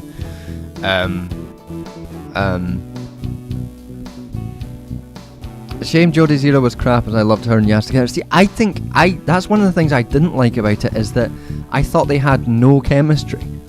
I thought that their lack of chemistry was devastating to the whole show. Like, it was just sort of them trying to make Yaz and her together as some sort of thing felt like they were trying to force something interesting out of a complete lack of chemistry, and I thought it worked with everything else to be really, really disappointing, unfortunately. That was one thing that I actually remember specifically not liking very much.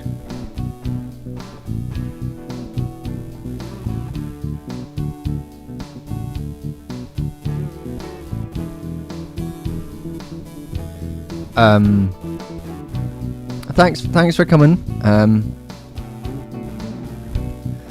Yeah, it wasn't ideal.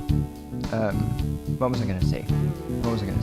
Oh yeah, in the sort of meta narrative of Doctor Who, a lot of people point to, like, Christopher Eccleston and Peter Capaldi being obvious left wingers, and like, oh, these folk are left wingers, and they're like, they put David Tennant as some sort of, as like a Tory, or like David Tennant's era is kind of like Tory kind of coded.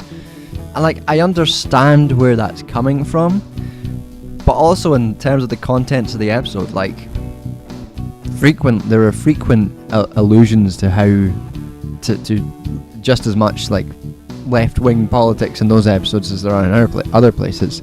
Like in an episode with the Ood, where Donna says, "Oh, this whole empire is built on slavery," and the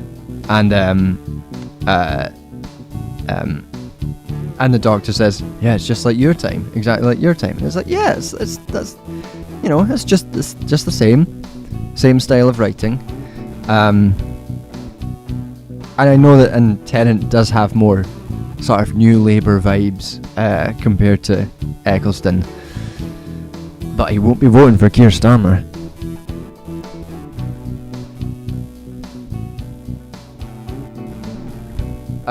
Heaven Sent is a standalone, in the sense that you can watch it and enjoy it as a standalone. The only bit of context that you need is that the previous episode, the companion died, or seemingly died,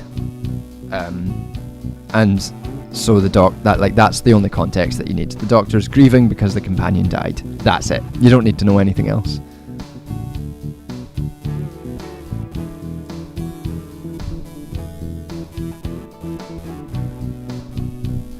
Crimson Valley Blasphemy saying, "Hi John, I absolutely love your work and frequently share it with folks in my life that have general leftist idea." Thanks. I'm glad to hear that. I'm glad that you enjoy it. It's yeah, I appreciate that.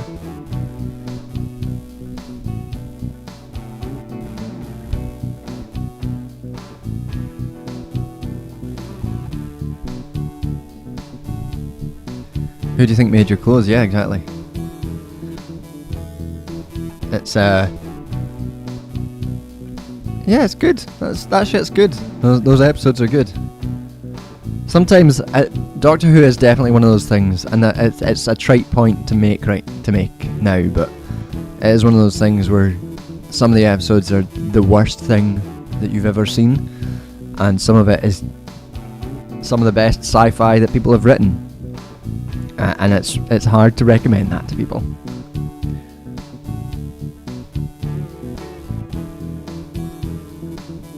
Verdict currently being read. Well, I guess let us know if whatever the verdict is. We won't have any analysis here other guilty. Okay. Okay. I don't have a I don't have any deep reaction to that other than it's funny. Oh, are you talking about the as bad the Wasp episode, the Agatha Christie episode? Because I think the Agatha Christie episode is very fun. I think that's a great episode. It's silly, but it's fun.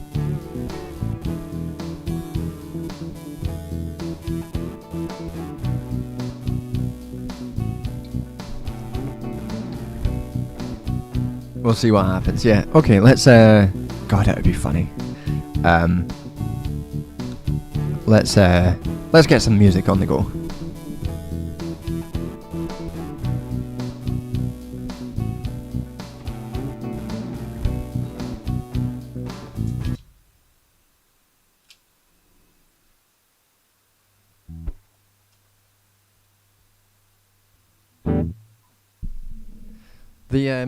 The Agatha Christie episode is trash in the way that it wants to be, though, because it's specifically trash that's aping the sort of daytime TV Agatha Christie adaptations, which elevates it. I mean, it's still trash, but it's also very fun trash, and I will support that over trash that takes itself seriously. And also, you may have a giant wasp that is ridiculous, but every character interaction is wonderful.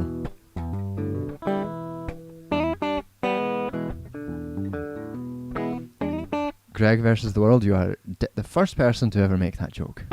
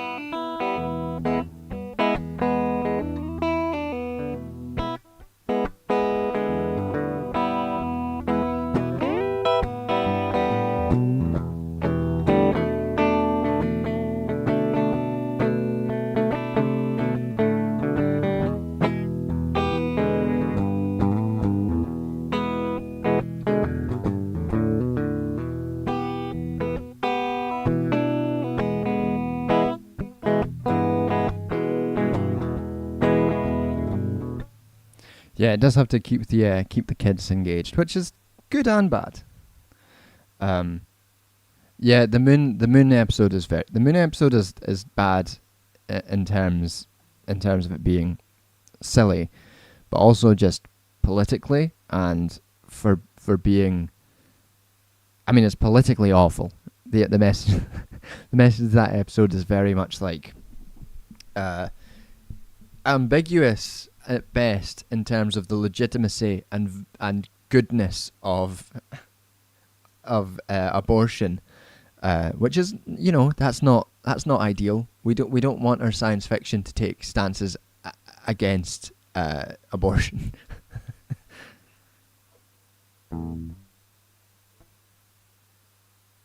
Yeah, we're talking about Doctor Who.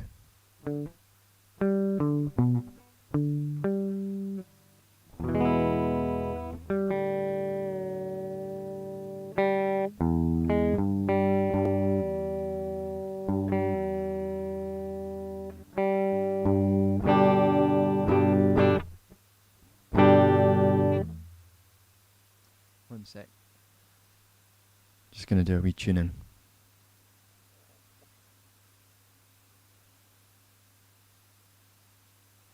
So it's always very exciting when I have to do a tune midstream.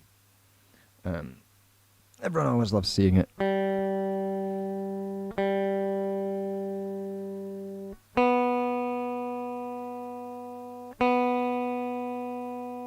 It has become quite warm in here, so the guitar has gone out of tune.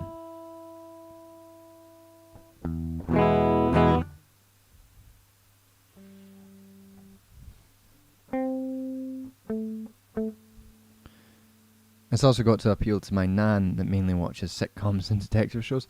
Well, it also has to appeal to my dad, who has a critical inability to follow the most basic plot lines in the world. So, you know, yeah, ask my dad if he likes something, if he liked the new episode of Doctor Who. Oh, I didn't really understand it.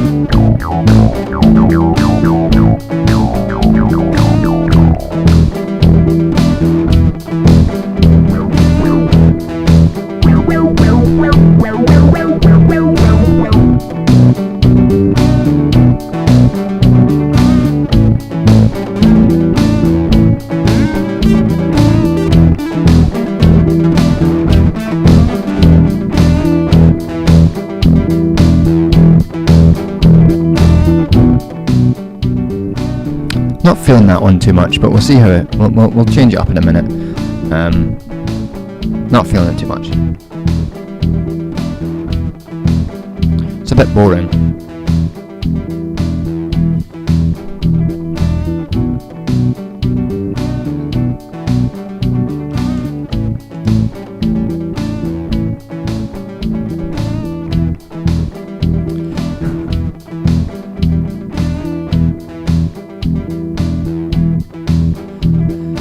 Once in a while, sci-fi property really goes, but what if abortion is complicated? Yeah.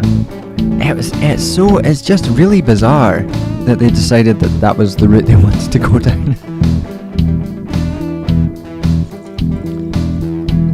I think I remember watching a video about it, and like previous scripts were explicitly pro-choice.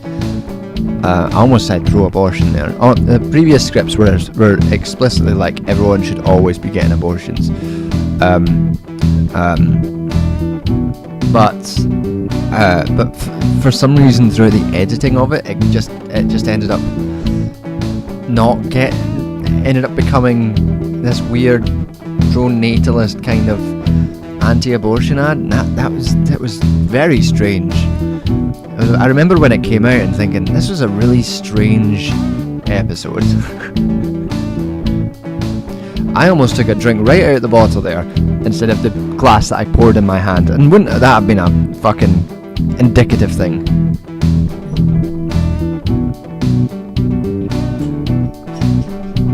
I have a feeling it was a Sarah Z video. I have that in the back of my head. I rarely watch videos, YouTube videos anymore, because when something becomes your job, it's hard to relax by like consuming it. Like, I don't see. If I watch YouTube videos, I kind of see it, watch them, I'm like, oh, I need to be thinking about my next stuff, and it becomes less about actually enjoying a good video. But I did recently watch, because I didn't care about it that much, I had it on in the background while I was doing some work throughout a whole day, and sort of watched that, what's her name? Jenny Nicholson video on on the terrible Star Wars hotel, and I mean, I don't know. It's a very long video, which can essentially be boiled down to like Disney made a bad hotel that was too expensive because they are a terrible company. And it looks like they are just exploiting people, because that's Disney. That's Disney.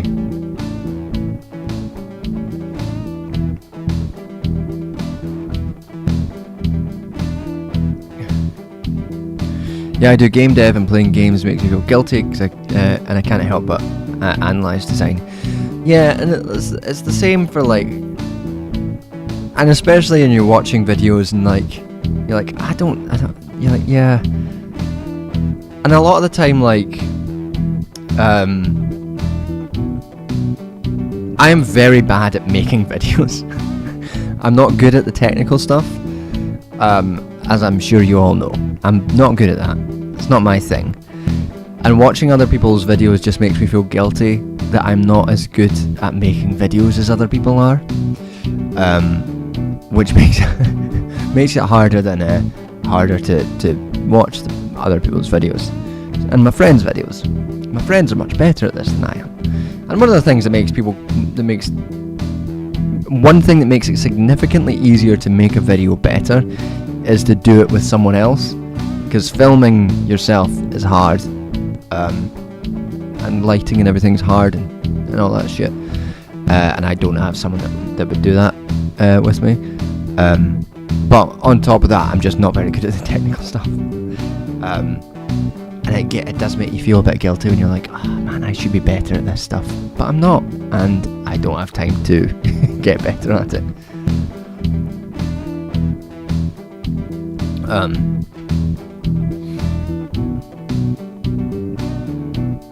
What was I gonna do? Oh, someone's saying,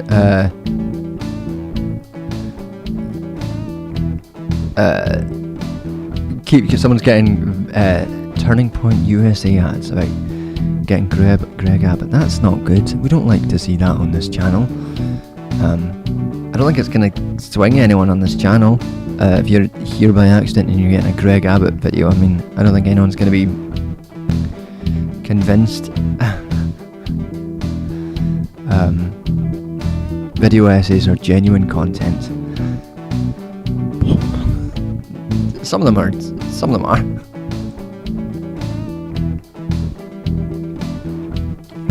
Alright, I have to say, this tune is grating on me. I'm not liking it very much, so I am going to go back to making another tune. We're approaching 10:30. We're not nearing the end yet, but we might make something that will last a bit longer. So if anyone's got any themes or anything they want to talk about while I'm making something, I'm going to make something a bit more relaxed. Let me know in chat, hear what we want to talk about.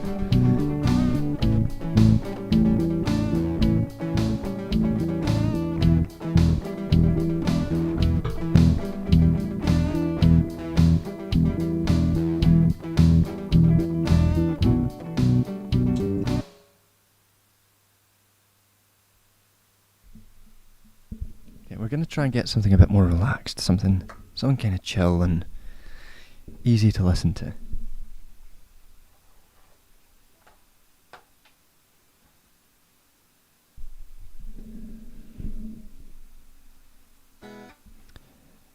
Oh no, that's where I'm definitely good at the actual writing. That's where I make good videos, is writing and presenting those things. That's my strength. Research, writing, and presentation. Not technical stuff. But that's the stuff I like most anyway. Again, I have dropped my plectrum.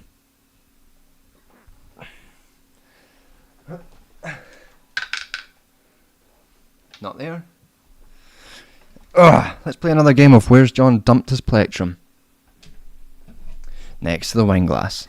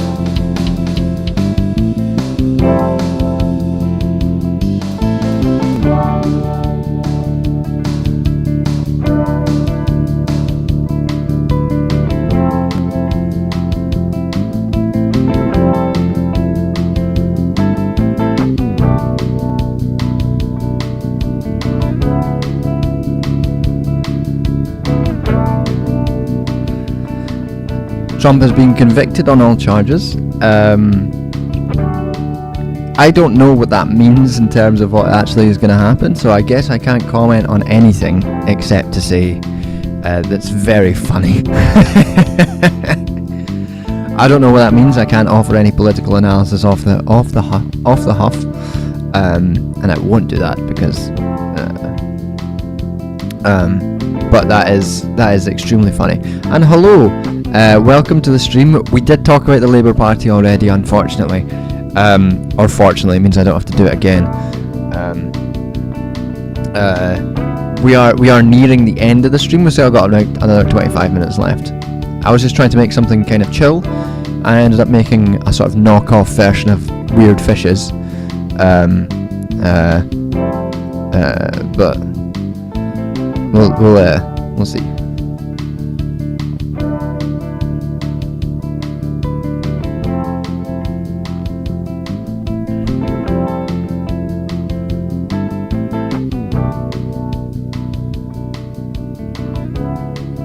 I mean, I would say as an abolitionist, you should hold the opinion that people who are convicted and in prison should not be barred from political office.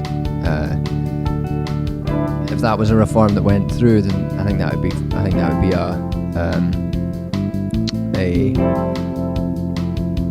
that would be consistent with abolitionist goals. I don't want Trump to run because I don't want him to win. But yeah.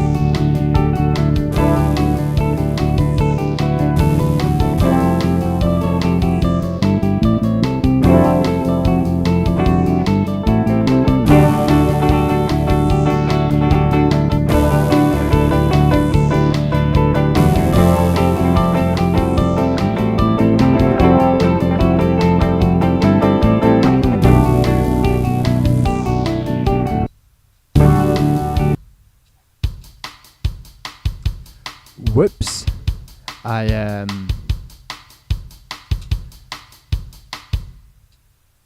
just accidentally deleted all that. I am sorry.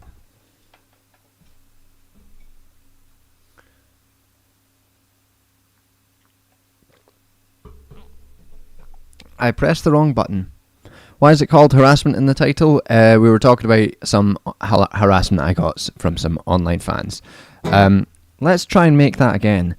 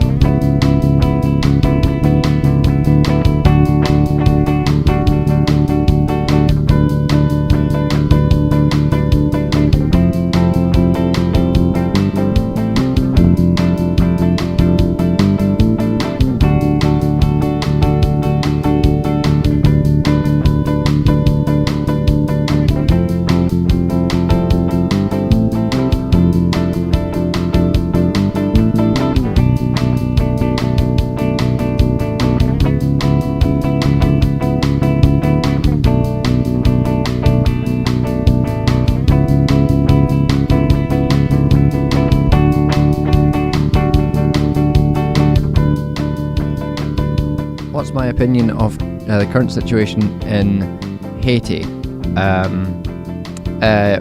What Haiti's condition can't be separated from the immense amounts of neo-colonial debt that are being that has been foisted upon it, forcibly underdeveloping it for centuries.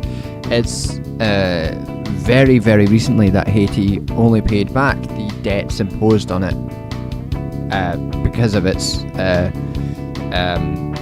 the freeing of slaves and the debts imposed on it because of that.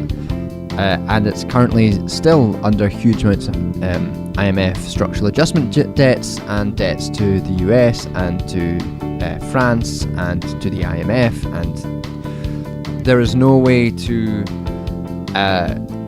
untangle the what's going on with that forcible underdevelopment. I can't say more about the specific conditions because I've not looked into it in those to that degree, but that is about when we talk about states like Haiti, and this is true of, like, when people talk about Haiti being destroyed by a hurricane, that's only true to the extent that the reason there isn't as much hurricane preparedness and the reason that there isn't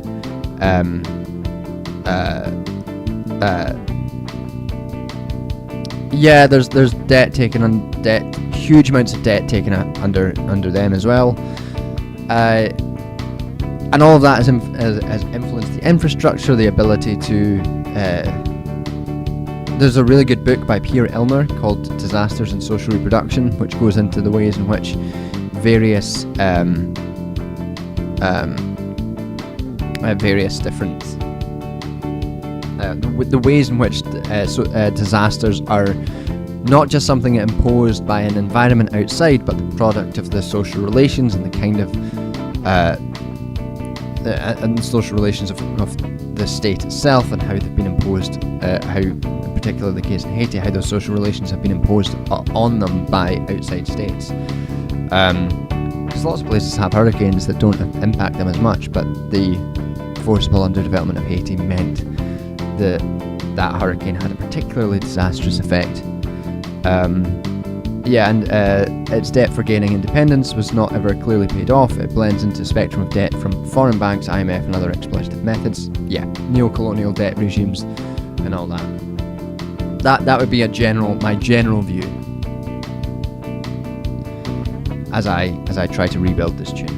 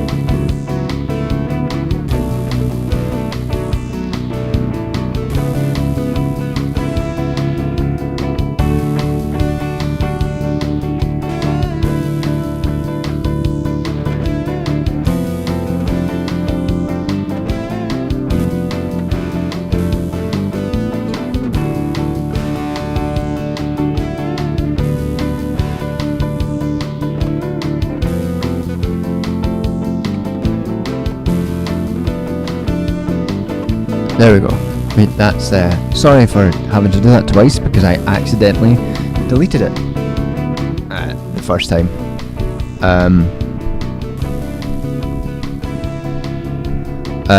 The earthquake in 2010 also supposedly led to the forgiving of much of its debt, but in reality, foreign charities took the funds from Western nations meant to invest in Haiti and used that for their own, as is often the case with these NGOs yeah, there's lots of really good work on the way that NGOs end up maintaining neo-colonial relations, unfortunately. Yeah.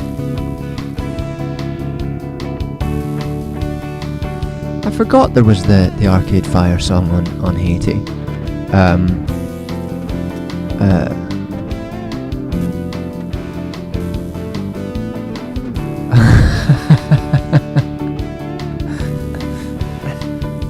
I don't think Hassan should be calling people, should be using accusations of if that. I've never watched Hassan stream. If that's what he does, then that's not ideal. That's not an ideal thing to do, I'm afraid.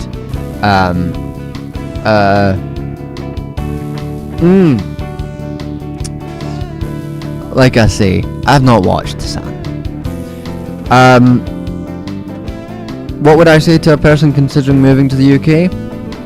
It depends what you're after. The UK is bad in many ways.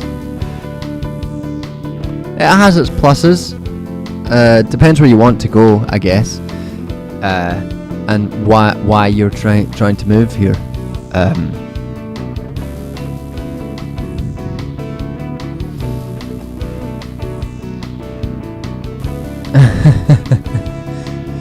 There are benefits. Like, it's not truly terrible in so many ways.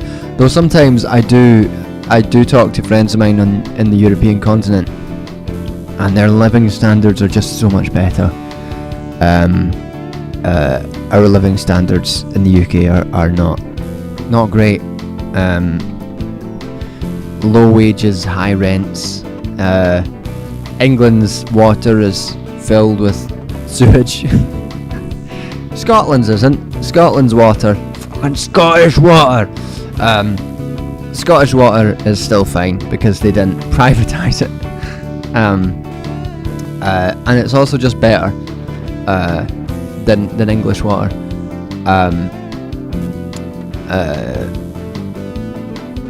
The immigration system's really bad. That's not great. As much as a lot of the people are trash, a lot of the people are nice as well. We've got some nice parks. If you're in Scotland, you've got the Highlands. That's nice. Yeah, it's not a place I would necessarily recommend you move to unless you really wanted to.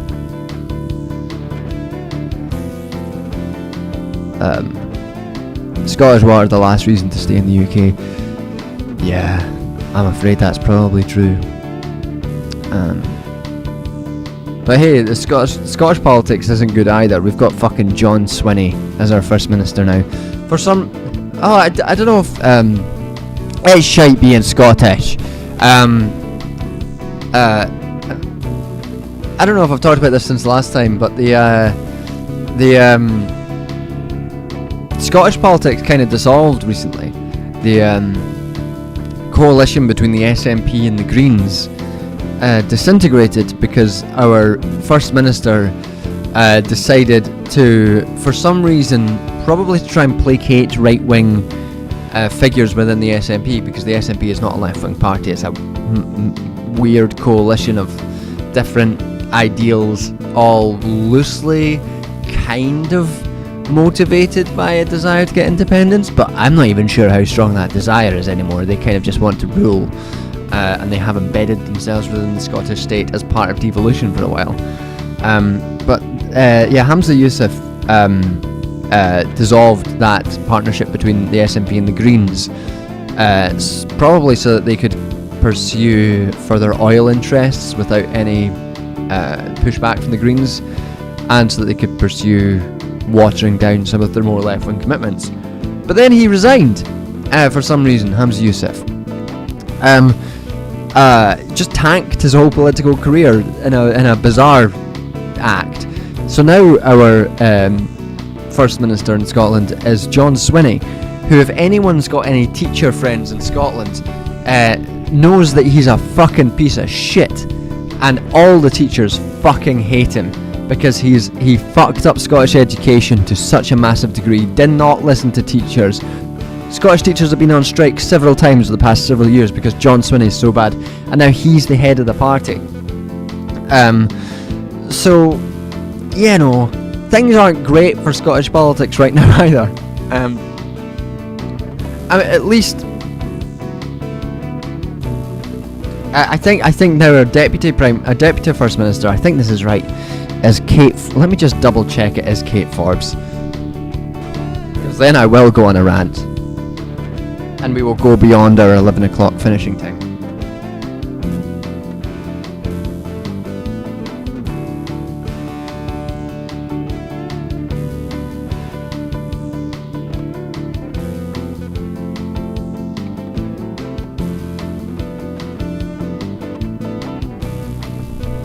Yep. Kate Forbes is the deputy First Minister of Scotland, who is a far-right Christian nationalist with a documented and unapologetic history of outright queerphobia, transphobia, homophobia, Islamophobia, far-right figure really, is now our deputy first minister, and that's the state of Scottish politics right now. You get a lot of people in England like, oh, I wish I lived in Scotland, it's so much more left-wing, and then you look at Scottish politics, you're like, is it though? Is it that much more left-wing, or is it? Because Kate Forbes is so right-wing, and John Swinney is on the right.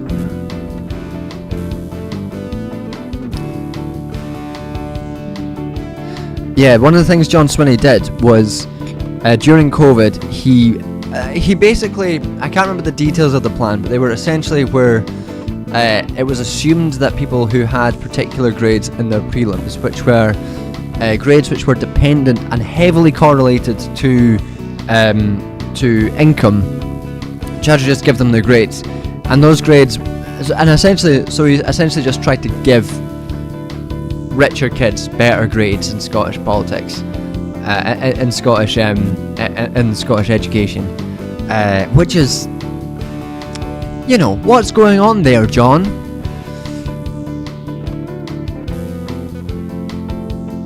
Not a good guy, and that's the context of which the husband of our former First Minister, Nicola Sturgeon, has been charged on corruption charges.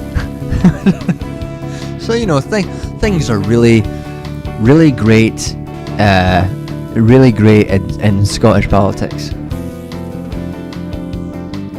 Was Humza Yousaf a decent First Minister? I mean, he wasn't there for all that long. I don't think he didn't have much to. What he was positive for is that so his wife is Palestinian, so he was at least. He was at least vocally on the side of Palestinians. In terms of what he could do, he was not there for very long at all. So in terms of a good First Minister, it's hard to actually fucking tell. I mean, it sounds like no, because he tanked his entire political career for no clear reason.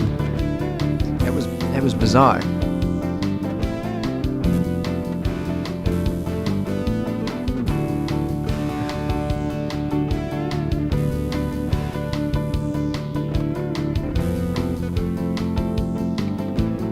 Like many disabled people moved into PIP, I got rejected initially despite receiving previous benefits. In Scotland, I could keep my blue parking badge while I was appealing, which helped. Yeah, that is. There are benefits. There are some devolved benefits which are better than in England. And a lot of the reason why the SNP have managed to stick in power is essentially doing just more than the Tories in England and being able to prove themselves. But yeah, they are not. The devolved benefit system is still fucking terrible for disabled folk. It's Scotland's still a neoliberal shithole, just with better accents, and we're less annoying than English people, I guess.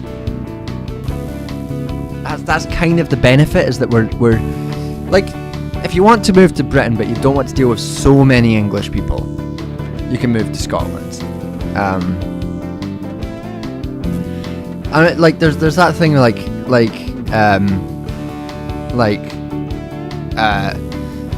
Irish people when they talk about like why they don't hate Scottish folk as much as they hate English folk, despite the fact that Scots were so instrumental in the colonisation of Ireland, to the extent of like there being Ulster Scots and that. We did the same shit as the English. We were the English, essentially. Is that we're less annoying. We have crack. Like we're just as bad, but at least we're fucking funny. That's what we've got going for us.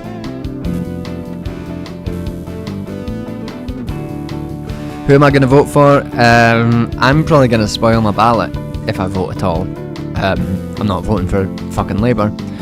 I probably won't vote for Green either because they're shitheads in their own ways as well.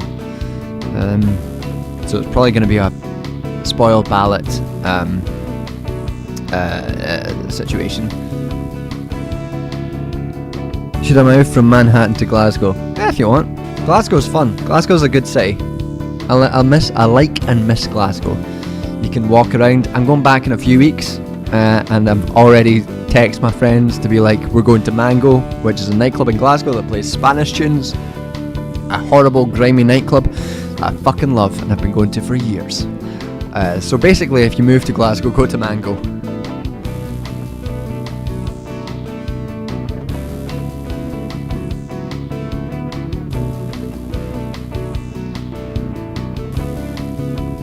Oh yeah, council tax is wild.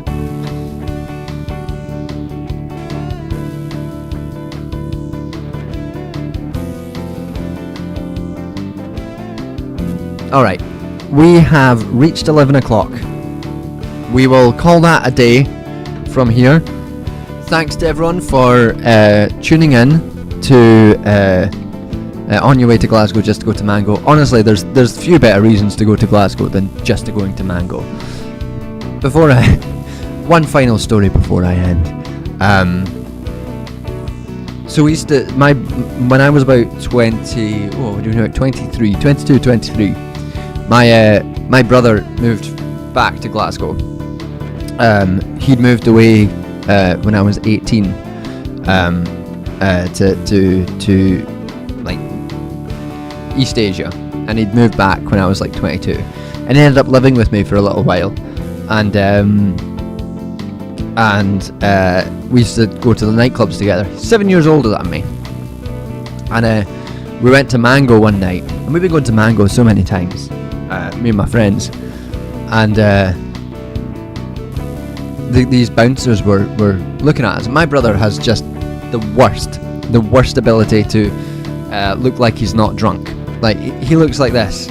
He might not be drunk, but he looks drunk. If he's had just like a couple of drinks, he sort of stands like this.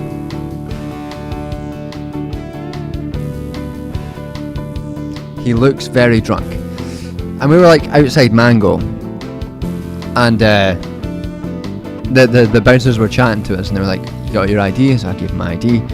My brother, he was drunk coincidentally at this time, he was like, "Oh, don't worry, that's just my little brother. He's fine. You don't worry about him. He's fine." And the bouncer looked at him and he went, "No, we're not worried about him. He's here all the time. We're worried about you." And I was like, "You didn't have to say I was here all the time. I'm not here all the time. We maybe frequent Mango. We enjoy dancing to Ballyandro and Taxi. But we're not here all the time. We have a life outside of Mango. Sure, it's every 2 weekends, but it's a good nightclub, and you don't have to fucking roast me like that in front of my drunk brother."